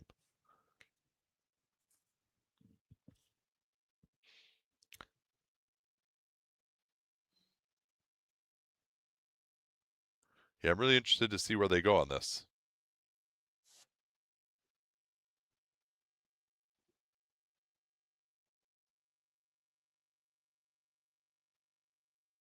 Yeah. Yeah, I mean, maybe this is just a cumulative penalty, kind of the way it was for Draymond Green. But yeah, now Wembanyama 1 flagrant point, and he will be suspended.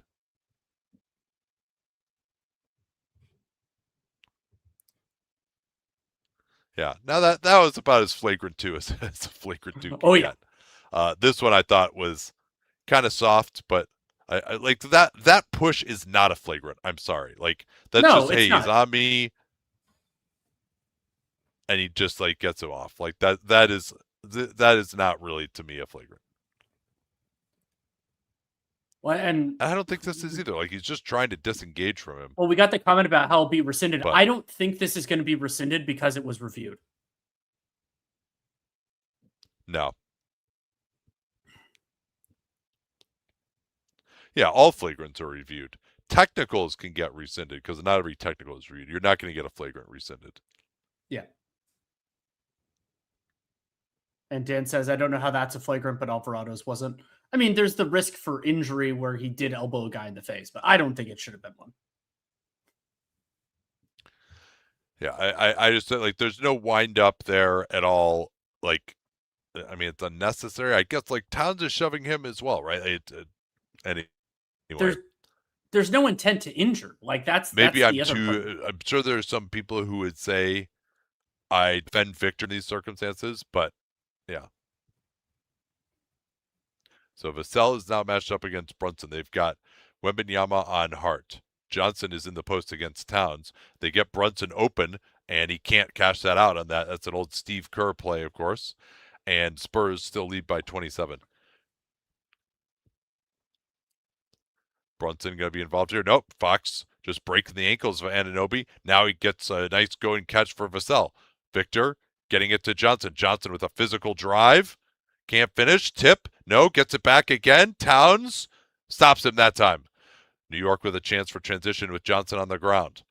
Towns looking, oh, nice cut by OG down the lane right in front of Victor. That was a beautiful pass there, crossing the formation. Here's Champagnie right back. Very early 3. His shot selection has really deteriorated.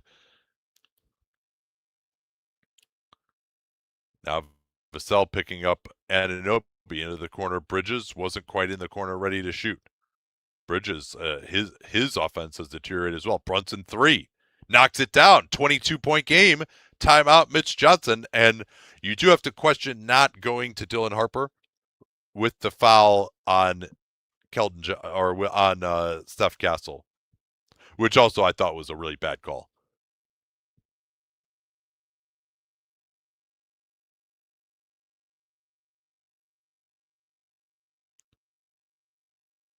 Yeah, and Keldon So, Johnson, it's probably his job to get out there on that play with Victor supposed to hang back towards the rim, but Victor was on Mikal Bridges who set the screen, so it's a tough play for Johnson to make. Yeah, go ahead. so he asked the question of if Wembanyama got a flagrant one in Game 7, he wouldn't get suspended. I believe he would be suspended for the next game the Spurs played, but he's not going to get suspended for Game 8 of the finals. But I believe if you would have been suspended for an additional game, should your team have played it, that it gets rolled over to the next season. I'm not 1,000% sure, which, considering my experience covering Draymond Green teams, I should be. But I believe that's the rule.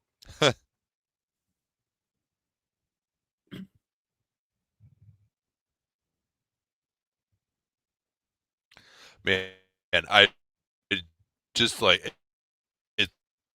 This has just been a really hard game. We just have not had a ton of free throws. There just has been no rhythm to the game whatsoever. Yeah, especially with all these long reviews and fouls. I mean, there have already been, how many fouls is it called? 27 called fouls and 31 free throws in a little bit over a half of basketball. Yes, that is correct. One more flagrant one, and Wembanyama gets suspended.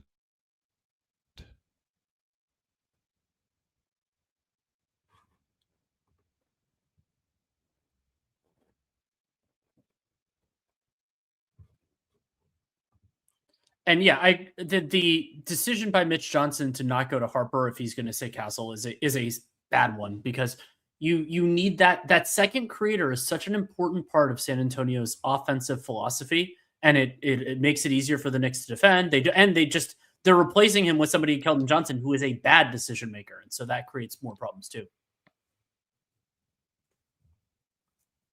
Well, I think a lot of it was defensive as well, because Sure. Castle is the defender on Towns. They want to have Wembanyama on Hart. So there isn't really anyone else. They don't want to put Harper on Towns. So that's probably why they went to Johnson to maintain that matchup.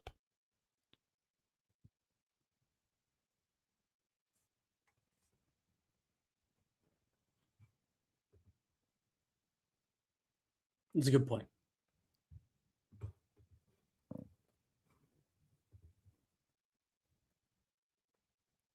In this third quarter, the Knicks have 8 points on 6 half-court plays, and the Spurs have 5 points on 6 half-court plays. They were a completely ridiculous 1.71 points per half-court play in the first half, and they were over 2 deep into the second quarter. They just had a cold stretch to end it.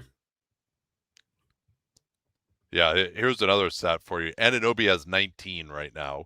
Brunson has 22. So that's Rest of team 41 points. Rest of team 18.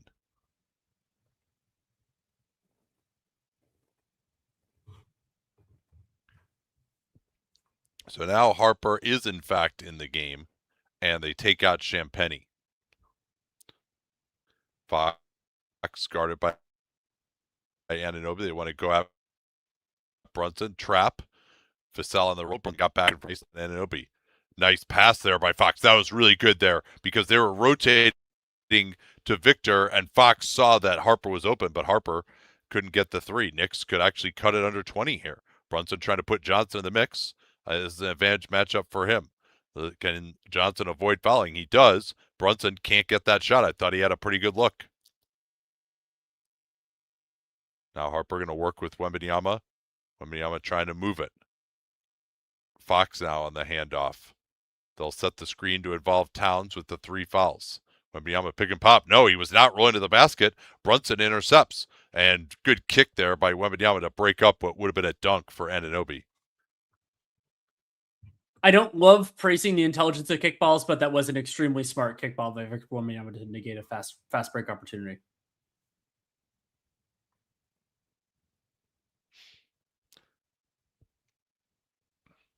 Yeah, actually, Vassell would have gotten back there, I think. Johnson again trying to make Towns' life difficult in the post.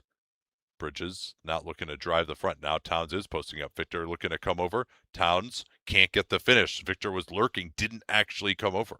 Towns getting back in front of Wembanyama, who has not had much of the offense in this quarter other than that corner three. Now it's Harper guarded by Brunson. They should just get out of his way. Vassell, very deep three. Tried to draw the foul. Spurs offense has been horrible here in the quarter. Now Bridges getting it back to Towns. Good switch by Johnson onto him. Flare screen set. Anunoby corner three. And it's down to 19. Spurs offense has been horrible. 10-0 run for New York. It was a 29-point game. Us fools were thinking of turning it off. But Spurs need to quell the momentum here a little bit now, and they are not penetrating the paint at all. They're just stuck up top over and over again. This looks like games 1 and 2, where they're just not getting into the lane. Johnson corner three with Hart gapping. Another miss by the Spurs. They just cannot puncture the shell of the Knicks right now. Johnson with Brunson going at him.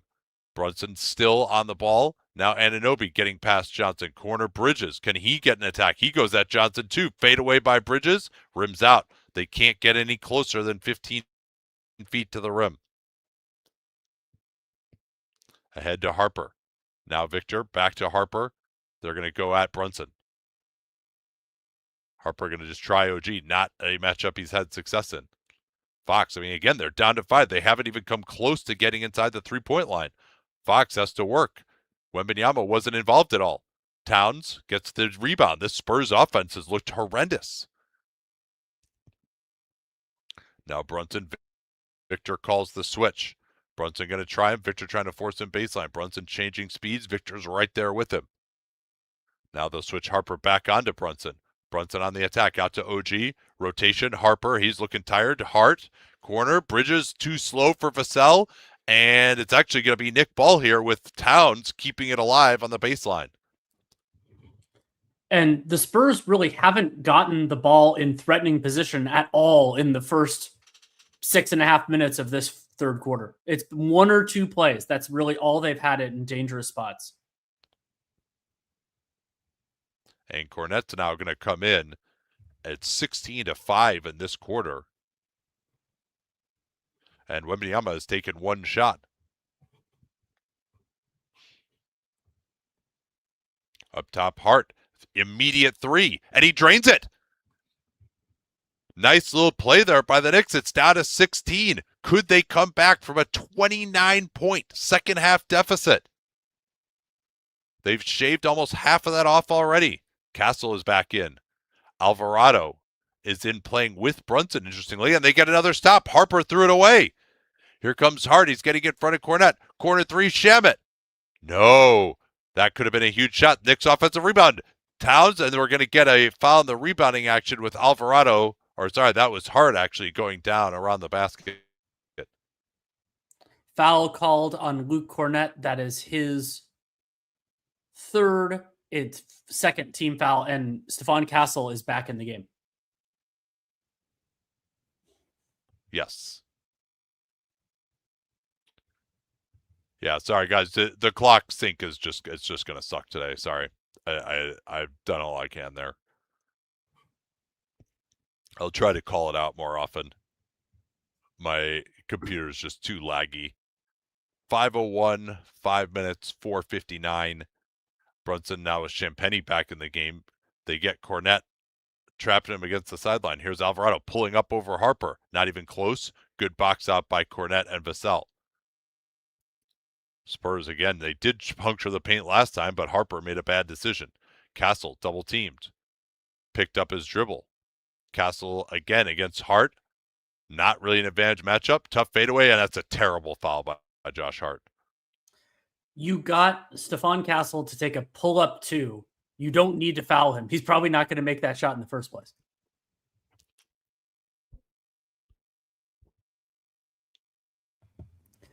That is the Let's see if he gets them team... here.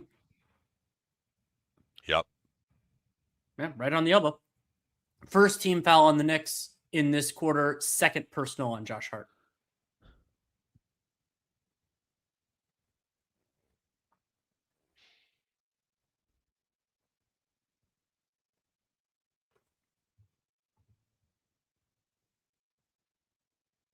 Castle continues his good shooting at the line, making the first. Of course, had the 2 huge free throws with under 10 seconds remaining in Game 3.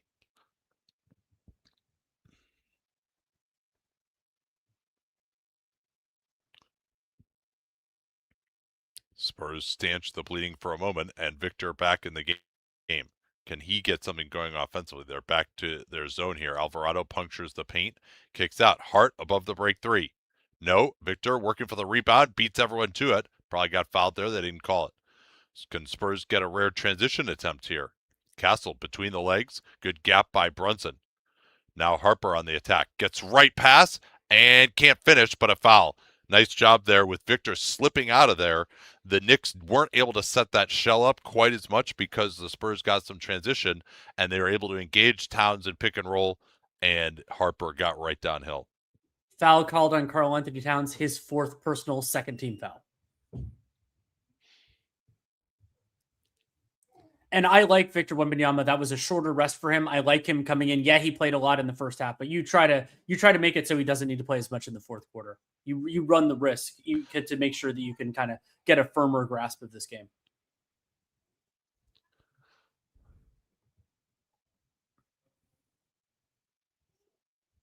Harper's night so far, 17 points, 6 of 8 from the field, 3 of 4 from 3, and these are his first and second free throw attempts of the game.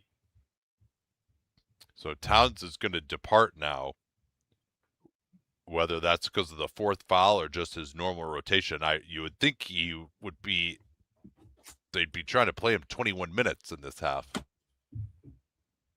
But an underrated aspect, like they thought Mitchell Robinson is this really good backup center, and he's basically been unplayable in the series, in part due to Mike Brown just refusing to play him. Brunson, good pressure by Harper. Victor is up in pick and roll. Now he'll retreat. Brunson tries to draw the foul, and that to me, that should not be, as Brunson somehow gets that to fall, but that to me should not be a defensive foul because he is changing path in front of him. I might actually challenge this one because it's not a straight line play. This is him changing his path, which is supposed to be an offensive foul, but they're not going to go that route. A first free throw there on the and one for Brunson. He's made a couple of pretty ridiculous off-balance shots as he was going for foul calls. They're going to go after Brunson again here. They do that nearly every time. Shamet goes under the screen. Champagnie going to attack the closeout. Now Harper on the baseline against Anunoby. This time he gets a perfect move against Anunoby. Knocked him down almost. And Harper finally striking back in that matchup. Harper forcing Brunson left. Brunson gives him a nice shove to the chest. Now Anunoby on the go and catch. And it'll be Nick Ball.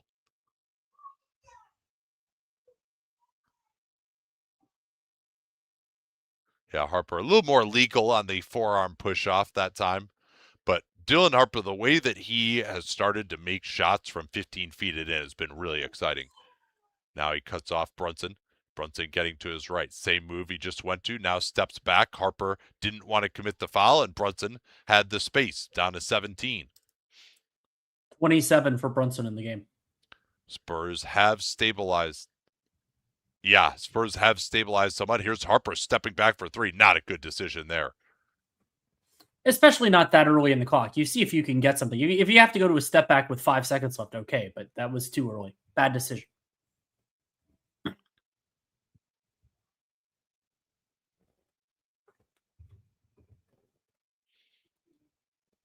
But something to monitor, Jalen Brunson already up to 30 minutes, and he's having to work harder. I think the Spurs should bring back a little bit more of their backcourt pressure. I thought that went well in the first half, but we'll see what he can get to. But he's having a very good game. Well, they got to actually score to exert that backcourt pressure. Fair point.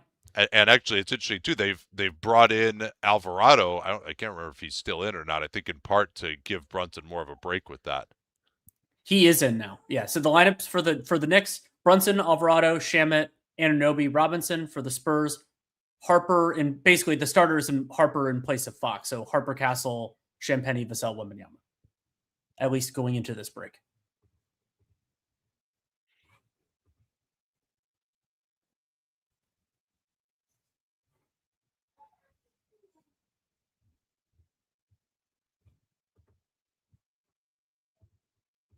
So in this third quarter, the Knicks are scoring more than a point per half-court play, 1.2 for them, 0.69 for the San Antonio Spurs, and they have no second chance points, and they have no transition points.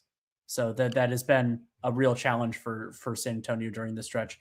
And the quality of shot to me is even maybe a bigger story. So the Spurs are 0 for 4 inside 5 feet. Wembanyama's missed one, and then Keldon Johnson has missed 3 inside 4 feet. And then they're 1 for 8 on threes. So their 3-point shooting is regressing to the mean pretty hard.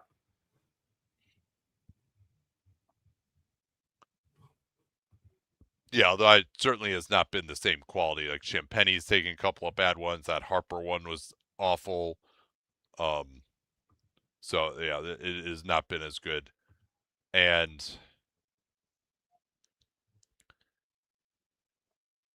have the Spurs, how many turnovers do they have? Because they only had that was one of the big things about Game 3 that probably wasn't talked about enough, was the Spurs only had, 6-7 turnovers in Game 3, and then they only had 2 in the first half of this game. They have 3 in the third quarter, 2 of which were steals.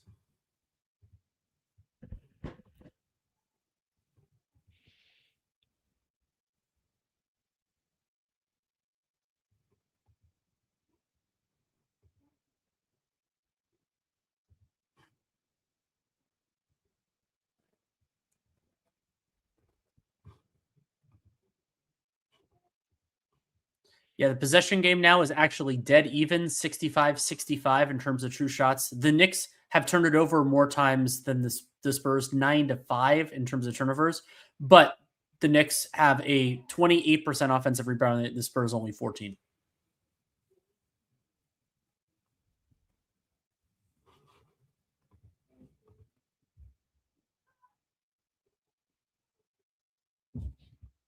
Yeah, I would like to give you guys more stats, but I'm just trying not to touch a single thing on my computer to just cause more stress on it. Yeah.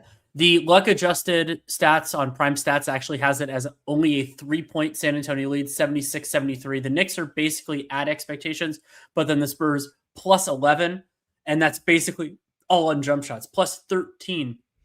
They're plus 11 in terms of points over expected just on corner threes because they're 8 of 11 from the corners. Yeah, but the Knick offense still hasn't. It's really been like the Knick defense to me is the big variable in this series. Like the Knick offense still hasn't been like so awesome in this quarter. Brunson off the screen. Victor is up. Alley-oop, gets behind him. Nice pass there by Brunson. And with Clarkson moving along the baseline, they set it up so that there was no backside defender.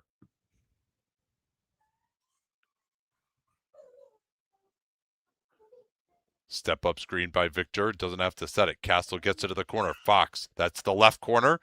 Unkind. This time Castle underneath doesn't go up on Shamet. Victor stepping back. Tough 3. Rebounded by Fox. Victor will try again. Feet set this time. Nope.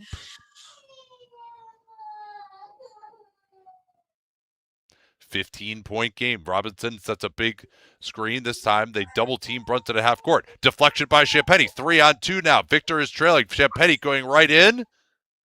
No, but it's tipped by Victor. He's fouled on that play. It'll be a loose ball foul, and I don't think this will be free throws, though.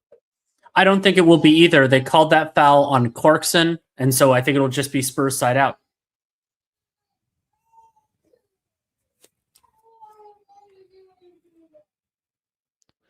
Yeah, this is a smoked layup by Julian Champagnie. Shamet did well to disrupt at the last moment. But Wembanyama out of the corner, they try to run some screens for him. They don't really get any kind of contact on it. Castle into the lane. That's the shot that's been there for San Antonio, and that's a good 3. They knocked that one down. Once again, what they're doing is they're getting a high tag for that shooter. Now they're going to set 2 screens in the backcourt, and so that shooter is open on the weak side. Shamet off the double team of Brunson. You like this double teaming here? Brunson on the attack. Corner Clarkson passes too low. It's loose, down to 5. Clarkson still on the ball. Going to try to fight it up over Castle. Missed it. And good box out by Victor. I didn't love that double, but they got out of it too fast. Oh, Castle wasn't looking again. Second time in the series. I'm not sure why Fox was throwing that pass. Maybe that was to Victor, but Victor assumed it was to Castle, and Castle wasn't looking. Terrible turnover by San Antonio with a chance to go back up 20.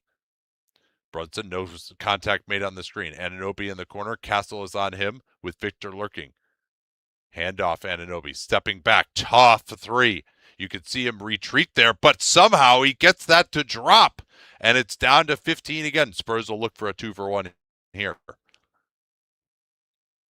Anunoby has been brilliant shooting the basketball again.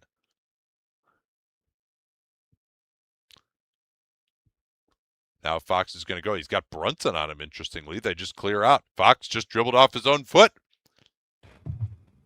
Terrible. Couple of bad turnovers by De'Aaron Fox in quick succession here.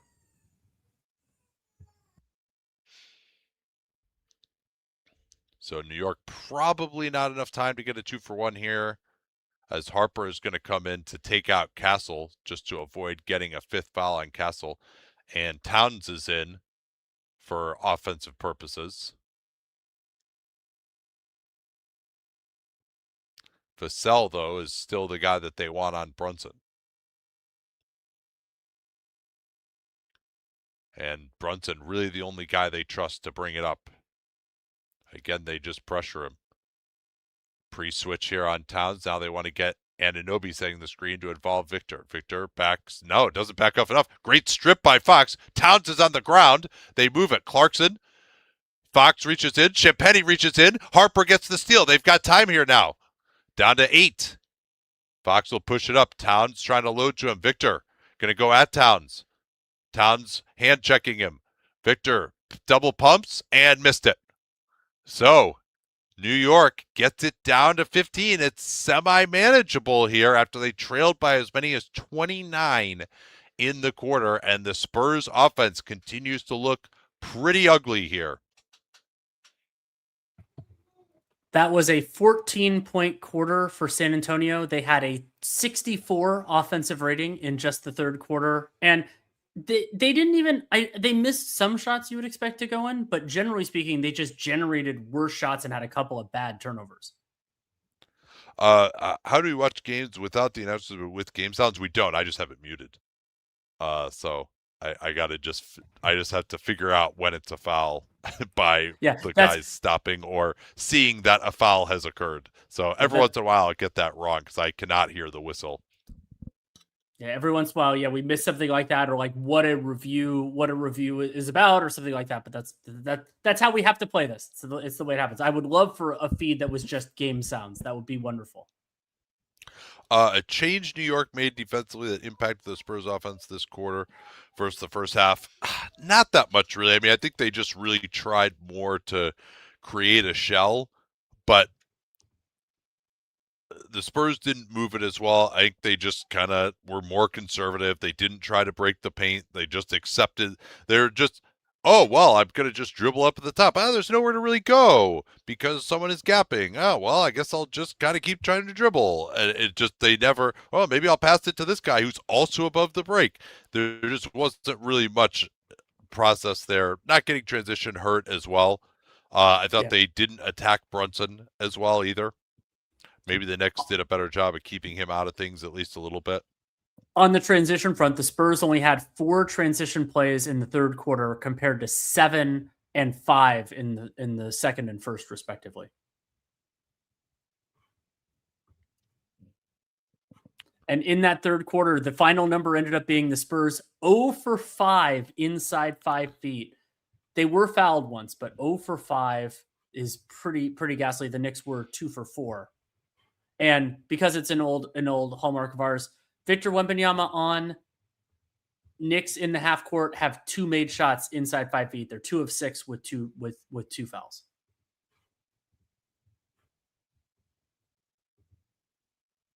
David asks, Josh Hart triple-double or no? I would lean pretty heavily against it. He has 6 points, 7 rebounds, 5 assists.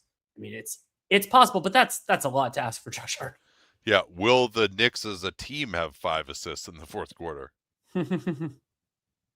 Ballpark, where do you rank Fox and Harper out of all point guards in the league right now? I mean, at this very moment, I'm just going to look at what I had in point guard rankings. I mean, things have moved a little since then, but relatively speaking. All right, which former Knick is like least deserving of, I guess you can't see this. They've got like 10 former Knicks all out on the court, like yelling. I was trying to decide who is like the sorriest former Knick out of all these guys. So in I think I saw Gerald Wilkins there. That would probably be it. In the most recent point guard rankings, which are the criteria for that is imagining a regular season and playoffs starting at that point, I had Fox 12 and Harper 29. Harper would move up, but I don't know that he'd move up past Fox. Yeah, pretty amazing. New York only has 4 bench points right now. If Shamet could get going and change that, that would be something. McBride is in to guard Harper. They want to bring Wembanyama off a screen by Champagnie. Wembanyama down the lane, blocked by Robinson, and it is not saved, however. Brunson, the Knicks are playing Brunson big minutes. Wembanyama only had, maybe a 90-second rest in the third?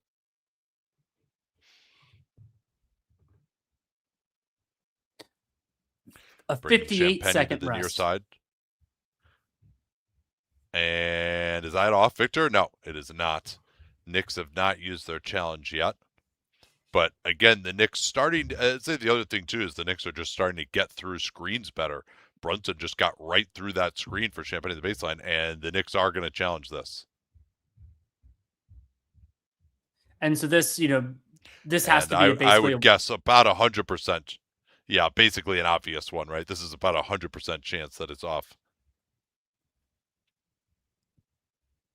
First look, I don't think that's 100% to me.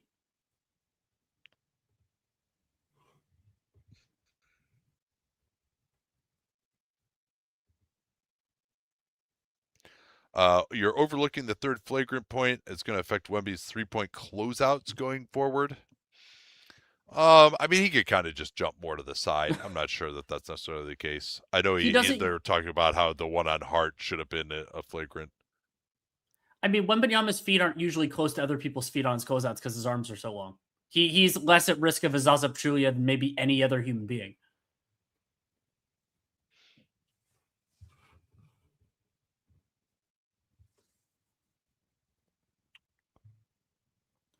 All right, it is a successful challenge, says Zach Zarba, so that's a good start to the quarter for the Knicks.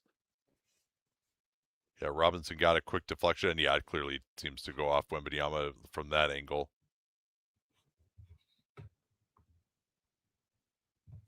But that also happens because Brunson got through the screen, denying Champagnie, who the initial play was for, and then good pressure by Robinson as well. Brunson's night so far, 27 points, 9 of 19 from the field. Also 5 assists, which is impressive because there aren't that many made baskets that aren't made by him. And yeah, the 4 Knicks bench points, that is, there are 2 by Mitchell Robinson and 2 by Jordan Clarkson. I don't think I can count out the bench field goal percentage fast enough. 2 for 14, if I did my math right. Yeah. I have a question. What is Fat Joe? He was a rapper. I don't know if he is currently a rapper, but he at least was at one time.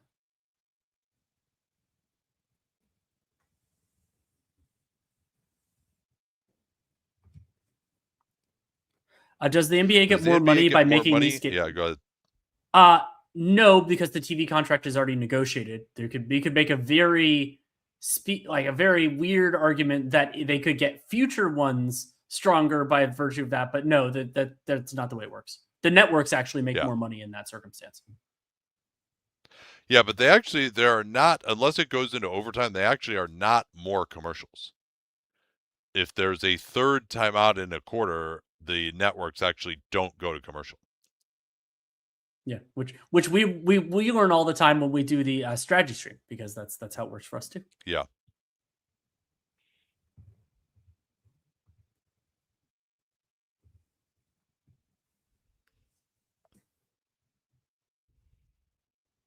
Foul trouble right now. Castle has 4. Towns has 4. Nobody else is in any real difficulty at this juncture.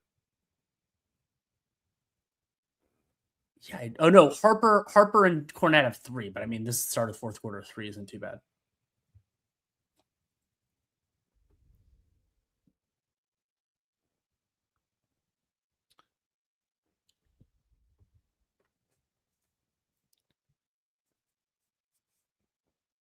Oh, now we're going to get a chance to see if we can actually get some continuous play here for a little bit.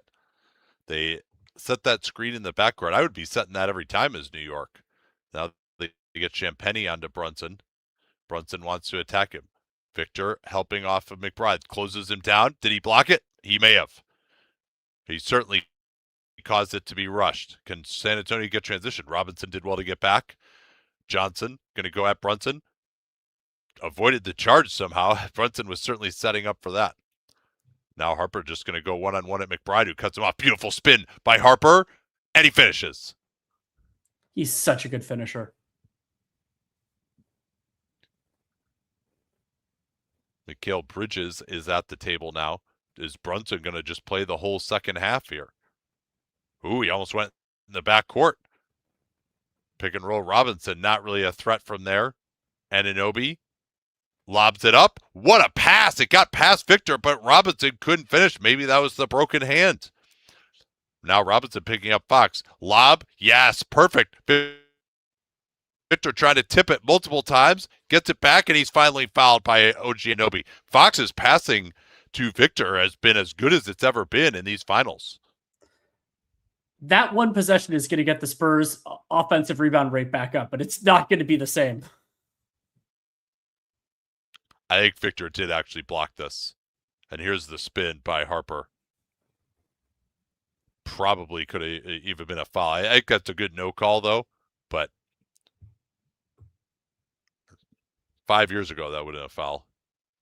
So Spurs actually have been surviving at the foul line in this second half.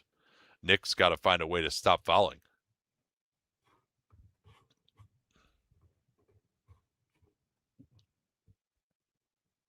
Yeah, Wembanyama has cooled off considerably. Only 7 of 19 from the field, although many of those have been repeated offensive tips.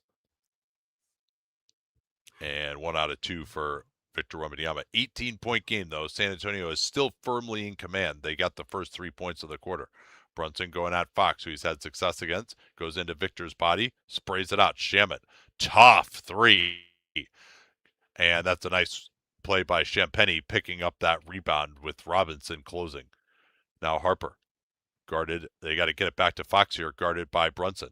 Harper against the gap, fires the 3. That could have maybe pretty much ended the game.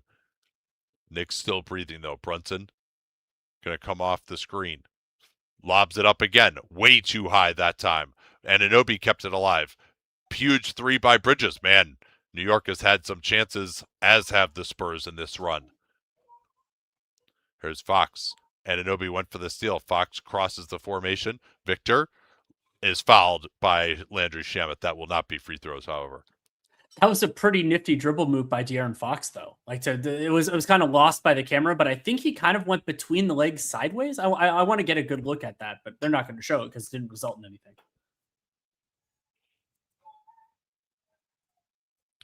So Harper, who to me has been really their only player who's been able to do much in the second half offensively, is going to sit down. Castle is back in. He's been pretty ineffective on offense. They're going to try this screen for Victor on the weak side involving Brunson. They get it to Victor. He's going to go right in. Oh, he traveled. No call. Tipped around. Victor gets it back somehow. But that was absolutely a travel. Yeah, 100%. Castle trying to front Towns. Johnson comes over. Double team on Towns. Bridges. That's the right pass to Alvarado. Wide open corner 3. And finally, the Knicks get one to drop. The Landry Shamet Memorial corner three bounce off the backboard.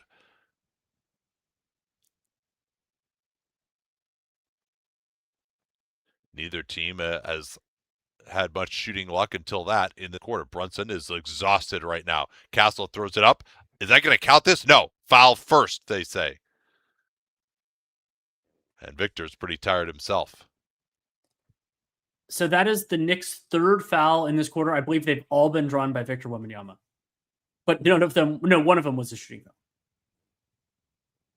That may not have actually been a travel by, as Towns also clamped the arm of Victor again there.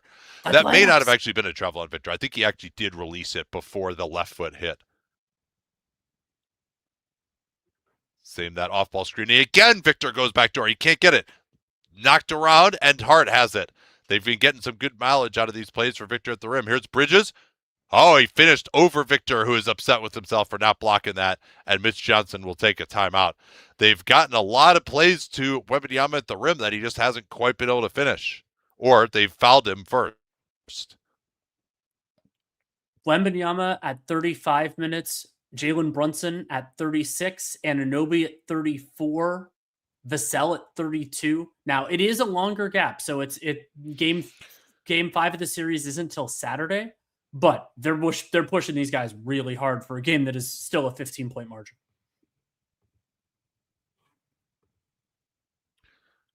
How bad is the loss need to be to break the best ever X Games in a row for the Knicks? No, they would have to lose by 58 or 52. Sorry, 52. Dan had that, I think. Yeah. Yeah. So there was a point in the first half where I'm like, hey, they might actually get there. No.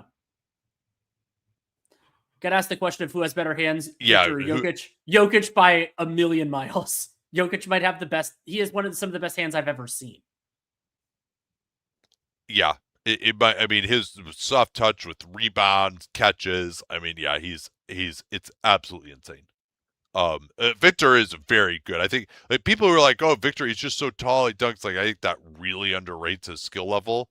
Particularly if you look at other guys his size throughout NBA history and what their skill level was.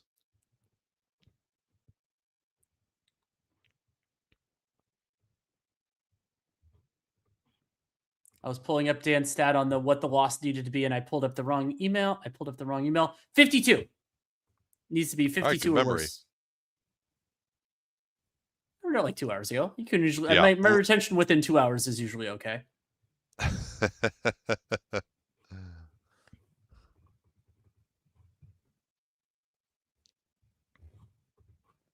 This is what we needed, though. Another timeout. Oh, yeah. Well, I mean, the players on the court needed it. At least a few of them. So they're happy about it.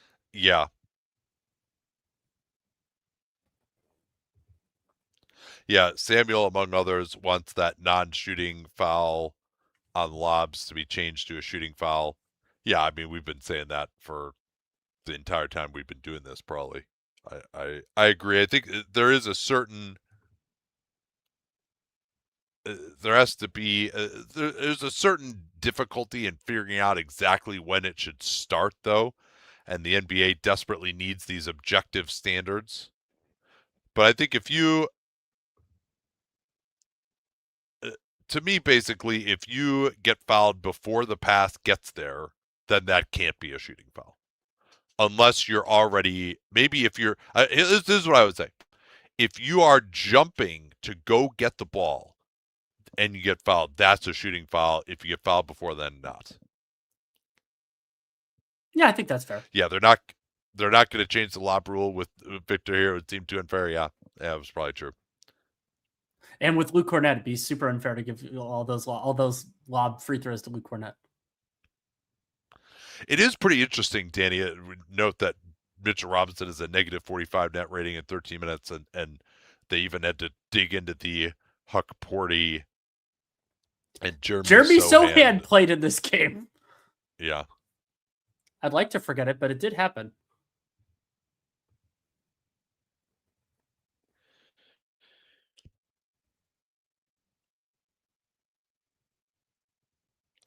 Yeah, this play I loved. The tip to himself. He should do that more, honestly. Dennis Rodman used to do that all the time. All right, so 15-point game here. They're going to run that step-up screen for Wembanyama, trying to get the open side. It didn't work. Now Victor against Towns. Tries to go at him. Pulls up over him on balance. Way short. Oh, tipped away from behind. Johnson, who's been pretty good defensively these last 2 games, tips it away from behind on Brunson. That was a key play. Knicks also, their turnovers have really hurt them. Castle is blitzed, and he just gets shoved by Brunson. And what is the foul situation now for New York? They've been fouling like crazy again. That is their 4th team foul, so the Spurs will be shooting for the remainder of the regulation.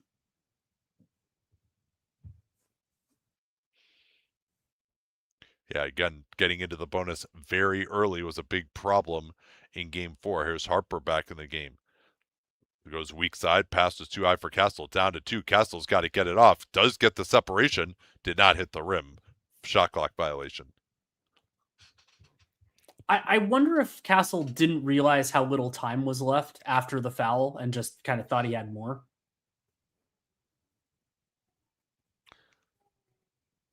Down 2-1. You have to imagine Victor's just going to go the whole way here. Into the corner, Hart. Not even looking to shoot. Now Alvarado. He's not even looking to shoot. Down to 8. Trying to post up Towns with Johnson fighting hard against him. Finally gets it to him. Towns. Good closeout by Johnson. Tough step back. That's a 2, and Towns does make it. Spurs should push it here with Towns behind. They're not going to. Down to 12. Victor setting the screen. Makes good contact. Castle into the lane. Goes through and gets the foul call. Alvarado had the hands forward, I believe. The foul is called on Alvarado. That is his 4th personal, and the Spurs have already been in the bonus. I don't know if you saw it, Nate, but Wembanyama simultaneously he tried an eclipse or a cornet contest, and then when he realized the shot wasn't coming, he tried a kick while he was doing an eclipse. That was hilarious. Neither was successful. Did Towns actually get behind the line on that one? Looked like a 2 live. They called it a 3. Ah, they did. Okay.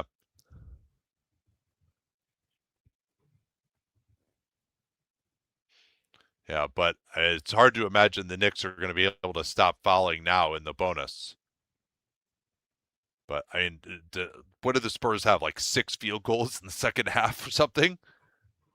As Johnson, he's done yeoman's work battling Towns. It is exactly actually 6. They have 6. Yeah. They're 6 of 31 from the field and 6 of 7 from the line. Oh, they're only 6 of 7 from the line? Huh. Seems like they've scored way more free throws than that. Anunoby is back in. And I think part of the tactic for playing Alvarado, did they take Brunson out for a little rest here? He's still in. Yeah, so I think the idea behind playing Alvarado is just to give Brunson a rest bringing the ball up and let him stay out there. Yeah, both coaches really burning the candle in a 14-point game here. Castle switching on to Brunson. He's got the 4 fouls. Brunson trying to change speeds. And oh, that's an overhelp by Harper. That's terrible. Castle had Brunson totally contained there. There's just no reason to give that up, especially with the way Anunoby is shooting it. Now Castle, he doesn't want to bring the ball up against pressure. Harper will take it. He's about to turn it over. He could have just taken a timeout there. They had a timeout. Turns it over instead. Knicks could get it down to single digits here. Anunoby. Towns going to try to drive past Victor. No foul. Somehow scores on him. What a play. And we are down to 9. 13-2 run for the Knicks. The Spurs offense has been in a deep freeze. Castle trying it. And oh, what is this? Another foul. This will be free throws. They can't stop fouling. I thought that was a pretty soft call, personally. I didn't see. And I thought Towns got fouled on the other end, too. I mean, that's a foul on Victor Wembanyama. That's a blocking foul, like, obviously. Yeah, just because Towns gets through the contact doesn't mean it's legal contact. And we didn't see we didn't see the one that generated free throws. Yeah, Castle continues to make hay at the line. Let's see, again, if the Knicks can stop fouling, they could do this. And you saw the note on the broadcast. The Knicks have 4 20-point comebacks in the playoffs the last 2 years. This would be 29 in the second half. I think that would be the biggest comeback in NBA playoff history, right? In the second half, at least. I don't think anyone's ever done 30. Yeah, I think it was 27 in that Rockets game. Yeah, it was 27 in the fourth quarter in Memphis Clippers. But back to 11 here now. Fox is back in the game. Maybe he can settle things down a little bit for San Antonio. Now they're going to go to double team Brunson. Still 12 on the clock. Brunson crosses over on Champagnie into the lane. He is fouled. And that foul is on Stephon Castle. That is his 5th. Yeah, Castle got switched off of Brunson, but ended up committing the foul on him in the end.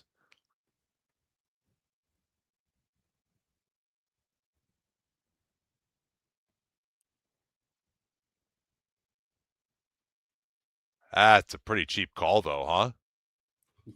Would you consider challenge? You can't challenge it now, but would you consider it just because it take it off the board? For Castle? I wouldn't have, especially because it technically is a foul. So they're going to go back to Harper here for Castle, or are they going to continue to roll with him? Challenge situation. Spurs they challenged one early and it was successful. Knicks have challenged one as well and it was successful. So each team has a challenge, but would lose a timeout. Brunson cutting it down to 9 again. Probably about 12, 13 possessions left in this one right now.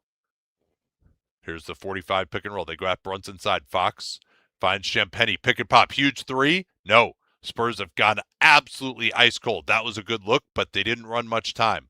Castle with the 5 fouls on Brunson. Brunson. No, he lost it. He tried to draw the foul himself. Hart, good pressure to get back.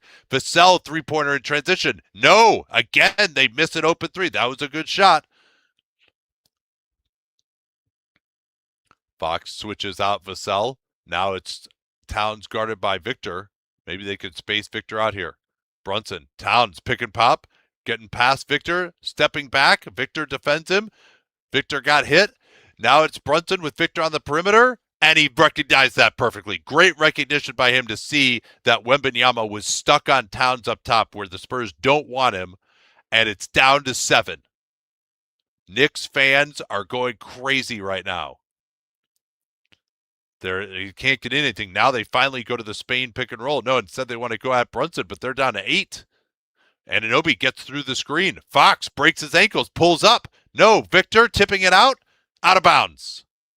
And the Knicks Spurs can cut it to whew, that was a slightly better shot, but the Spurs could be facing only a 2-possession lead after this. They pre-switch on Towns. Now they're going to have Alvarado set the screen. Victor dropping back. He's going to pick up Brunson here. Castle gets back into it. Victor should retreat. Champagnie coming all the way across. Oh, beautiful work there by Alvarado. Corner 3 is good. It's down to 4. Mitch Johnson needs timeout here. San Antonio has only 23 points in the second half. In this second half, the Spurs have scored 17 half-court points on 31 plays. They're at a little bit over a half a point per play. The Knicks are at 1.3. And of those 17 points, a lot, feels like a lot of it has been free throws because they're 4 of 22 in the half court in the half. That is just wild. I want to go back to that last play. You could see Champagnie sprinting all the way across the floor to the strong side corner because they didn't want Victor guarding the strong side corner. And as soon as Alvarado saw that, he immediately drove across the lane to take advantage of the fact that Victor was now guarding the weak side corner and couldn't get out there, and OG was wide open. That was really nice play by Alvarado. And the risk of playing Victor Wembanyama so much or to try to seal the game is that he looks tired to me during this late run. And if I'm the Knicks, I know Jalen Brunson is tired. I consider not using your Ulioli here not using it because I think the Yeah. Spurs are playing like Or a more tired team. maybe you do the old Jason Kidd, sit him just for this possession, and then use it just to get Brunson a quick rest. But I really like Mike Brown going to Jose Alvarado to play with Brunson and give them one more ball handler so that Brunson wouldn't be as tired. So who are you closing with now is Mitch Johnson. It's Dylan Harper. Castle is out. I think that's the right move, especially with the 5 fouls. Victor going to hand off. Fox. OG gets through it. Fox spins him around. Fox into the lane. Good defense by Towns. Here's Vassell. Oh, he could have gone up with that instead. Out to Fox. Huge three by De'Aaron Fox on the left wing. He has found the touch from three-point range in this game, and that pushes San Antonio back to a 3-possession lead. They pre-switched Champagnie onto Towns. Now they want to get Wembanyama into it, guarding Alvarado. They've got him in rotation now. Alvarado, rope-a-dope on Champagnie and scores. Victor, again, was worried about Anunoby in the corner, was too tired to get there, and it's down to 5 again. This Fox-Anunoby matchup has been awesome. Fox has actually gotten a pretty good diet of shots against him. Here's Victor, going to go straight up on Towns and scores. That's what he should do every single time. He's a good shooter. He's open. Just shoot it right over him. You don't have to put it on the floor. Back to 7. San Antonio all of a sudden scoring now. Harper is on Brunson. Brunson looking pretty tired here. They trap him. Get it to Alvarado. Vassell gets back in front of him. Fox is on Towns. Brunson's going to have to create here. They double team, pick and pop. Alvarado 3. That's good. New York back within 4 again. The shot making is crazy right now. And I thought they didn't need to double team that time on Brunson. Fox barely gets it across. Victor getting into the screening action. Fox dribbles off the foot of Anunoby. He's going to have to try him again, one-on-one. He'll shoot the 3 over him. Not close. Champagnie can't save it. Yeah, I think that ball bounced out of bounds before Champagnie got to it. This could be maybe the greatest comeback in NBA history right now. 4-point Spurs lead. They still haven't broken 30 points in this half. Harper was not ready to pick up Brunson full court. The Knicks didn't inbound it either, but Brunson with a pretty easy ride in the front court. Castle's back in for defense now. They're going to the 3-guard look. They want to get Victor involved in the pick and roll here. He will just switch onto Brunson. Brunson looking to step back. No. They get it back to him. They should just let Victor guard him. Brunson to cut it to 1! Over Wembanyama, 2 feet behind the arc. It's a 1-point game. Towns trying to lock up Wembanyama off the ball. They want to go after Brunson. They won't switch it. They should just get it to Harper. Let him go at Brunson. Instead, it's a pick and roll. Fox and Wembanyama. Wembanyama turned away. Hart. He's going to give the Knicks the lead. No, we missed it. It's transition. He couldn't decide whether to dunk it. Oh, what a gaffe.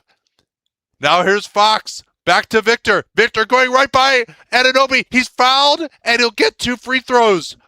Unreal gaffe by Hart. Wow. Victor had turned away. Didn't even see the ball. Hart felt Castle behind him. He just didn't have the legs to dunk it. Oh, man. That's... We've all been there, haven't we? You think you got the legs to dunk it, you just don't. You go for that layup, and it just hits the back rim. And so this is Victor and Wembanyama. Now, certainly not over yet, though. Wembanyama misses the first free throw. What a game this has been. Everyone is absolutely exhausted. Victor's been a pretty good clutch free throw shooter. Signature eyes closed routine.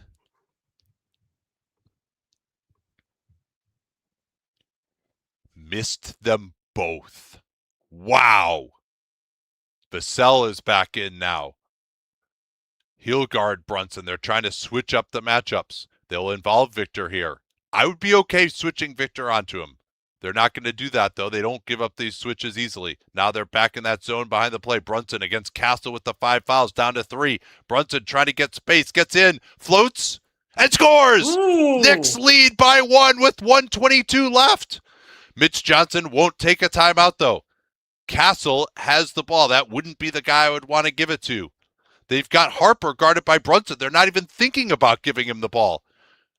Instead, they want Fox to go at Anunoby. Towns is up. Fox goes weak side. Castle couldn't handle it. Get a timeout here if you're Mitch Johnson. Now Castle going to try to work the baseline. And out of bounds. It'll be Nick ball. And Jalen Brunson is arguing to call something with the off arm. Hey, you got no, the did win they give here. him a foul? Did they give him a foul here? I thought the baseline referee was signaling that he went out. He did not go out.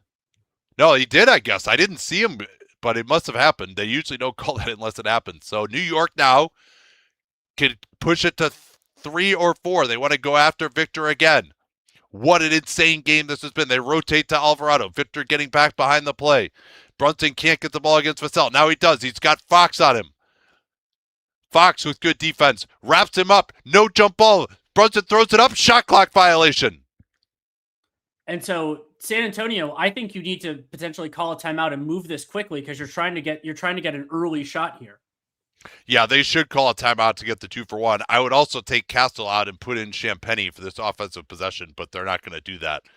They really, to not let Harper get any of the ball guarded by Brunson, the whole reason, as they're going to put Mitchell Robinson in now for Towns, Shamit's going to come in and take out Brunson. Alvarado stays in as well. I think Harper against Alvarado would also be a matchup I would look at. Nick surely will take a timeout after this, all right. So now I think there is going to be a timeout by San Antonio, and they'll advance the ball, and they have to get a 2-for-1 here. Whew.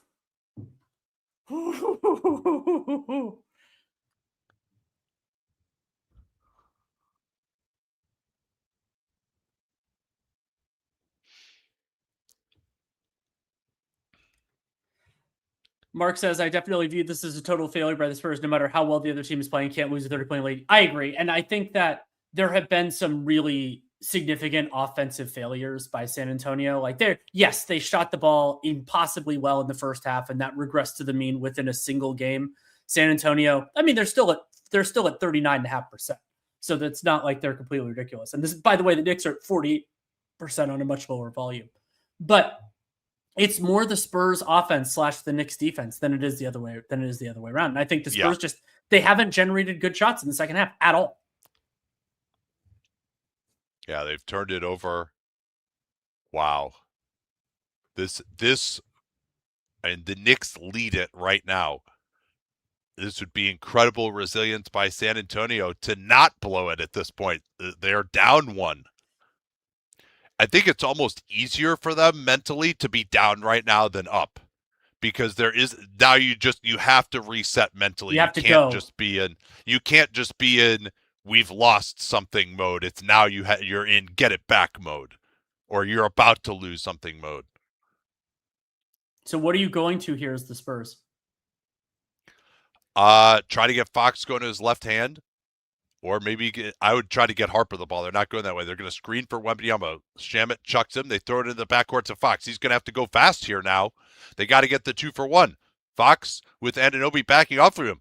Goes for the jumper. Short. Castle got inside and was fouled by Hart. No box out by the Knicks. And that is a must box out situation because that's all you do is you get that box out, and the game is basically, it's not over, but you're in really good position. Hart was distracted by Wembanyama, and his man Castle got inside of him. And this is great process because with Brunson off the floor, surely the Knicks were going to take a timeout, so you might as well just go hard. So now the Spurs, after Wembanyama missed 2 free throws, Castle 2 of the biggest free throws of his career, and he has just been absolute money from the foul line in these situations. Ties the game at 105. And if I were the Spurs, I would try to get an offensive rebound here pretty hard. Would you consider fouling Mitchell Robinson if he gets the rebound? I don't think the Knicks are in the bonus. No, the Spurs yes. have only committed one foul. The Spurs have only committed one foul. That's insane. Good point. All right, here's the second free throw. Castle for the lead. And it's pure as ice. Timeout, Mike Brown. And the Knicks, to me, don't have enough time for a 2-for-1 here. Maybe you try to run a quick play, but it's really difficult. I think you got to just work for the best shot, particularly given the Wembanyama factor. You got to get him in the blender and get something working. And yeah, so I think you work to something fast, but it's not to get the 2-for-1. It's just to get a good shot early, because if you miss it, then that allows you to try to get more chances to extend the game. And each team only having one foul, or each one timeout left, you could theoretically see an inbound issue here. Like this is, we've of course seen that for the Knicks in their past. We've seen it for the Spurs at points in theirs too. So, but these teams don't really pressure inbound passes in the same way that some of like the teams that played in last year's finals do. No, I don't see anything like that happening. To me, given who's likely going to be on the floor for San Antonio, Fox would probably be the guy I would want to go after with Brunson, because I think Brunson can get into his body and create space for a jumper pretty well. Yeah, I think that's the right play as well.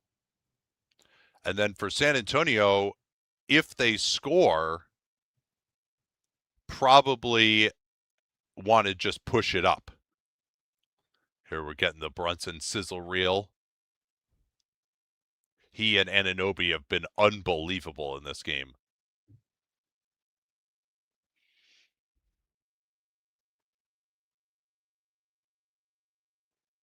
So Hart will be the inbounder. I would not have gone with Josh Hart here. They like him to inbound. I would have gone Shamet instead. Brunson's on the weak side. He's actually guarded by Vassell. They are not going to switch this. Brunson is going to get a screen to go after Fox. They don't switch it. Brunson working on Vassell. Gets to his right. Steps back. Good gap by Castle off of Towns. Towns gets it back to Brunson. Brunson drives over Victor. Blocked. It's loose. Fox tipped it into the front court. He's going to grab it. He goes up for the layup. He's blocked by Anunoby. Why did he shoot it? Here come the Knicks. They're not going to take a timeout. And Alvarado, no, they did get a timeout here, I think. Or was that a foul? That was a foul to give. Great foul there. No, by they called Fox. a timeout. They called a timeout here. Did they? Okay. I thought Alvarado almost went into the backcourt. Like, why did De'Aaron Fox take that shot with OG Anunoby standing there? That is unbelievably stupid play. He thought he just had a layup. Yeah, but especially against that guy. You just turn around and you burn an extra couple seconds. When De'Aaron Fox attempted that shot, there was 11 seconds left in the game. That's just an unbelievably stupid decision. I think Fox is scared to get fouled. I think he's actually scared to get fouled because he hot potatoed that to Castle real quick in game 3, too. What hustle by Anunoby to get back there, though. I mean, Fox did a great job. I mean, let's start before that, though. Wembanyama coming over. That's nobody else in the world can make that block. And, yeah, Alvarado absolutely went back court there. But I guess it was... We don't know when the timeout was called. Maybe he never established in the front court because the his ball whole body was in front, but the ball wasn't there. Yeah. Yeah. Well, there was a timeout, so now, I think you got to get Landry Shamet in the game as the Knicks and spread the floor.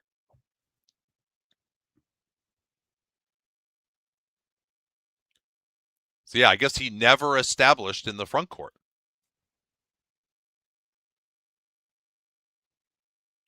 So 1-point game here, and this could well mean the championship. Vassell guarded Brunson pretty well last time. They're going to put Wembanyama on Towns. No, Castle is on Towns. They're trying to figure out what they want to do. Who's on Shamet? See, now that Shamet's in instead of Hart, it screws up the matchups. They want to put Wembanyama on Bridges. Bridges sets the screen. Wembanyama is on Brunson. Here we go. They double team. Brunson fires from way out. Short tip. Anunoby puts the Knicks ahead with 1.2. What a tip by OG Anunoby with two guys on Brunson. He got the slip to the rim, and it was a flying one-hander. And this game potentially being defined by 2 failed box outs and some great go guy efforts by both teams here. Whew. That was absolutely insane. And Brunson, credit him for getting the shot off early enough to give time for an offensive rebound. Let's see it again. The Knicks, the matchups were scrambled because Shamet was on the floor. Brunson just fired it immediately. OG, there's no one there to box him out because they double team. And again, I question so much that double team. Victor Wembanyama can guard Jalen Brunson pretty well. And because they double teamed, the offensive glass was wide open. Harper tries to get it. I mean, look how much higher. Those two guys both went for it for San Antonio, and OG just out-jumped him. That's incredible touch at the absolute apex of his leap.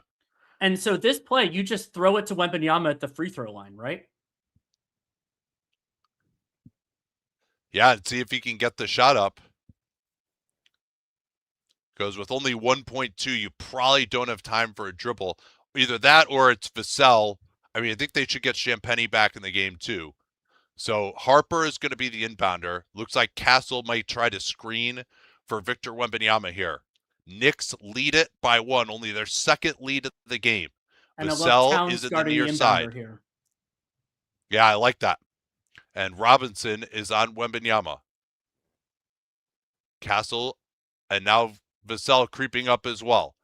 They throw it back door. It gets deflected by Towns. Castle, can he get it up? No! And the Knicks take a 3-1 lead. The deflection by Towns, it was going to be open using the gravity of Wembanyama. A great play drawn up, but putting Karl Towns on the inbounder pays off for Mike Brown, and the Knicks somehow escape possibly the greatest comeback in NBA history. Definitely to me the greatest comeback in NBA Finals history. To be able to do this, to take a commanding 3-1 series lead, amazing composure and diligence from the New York Knicks, and a lack of offensive execution and then diligence from the San Antonio Spurs. Wow.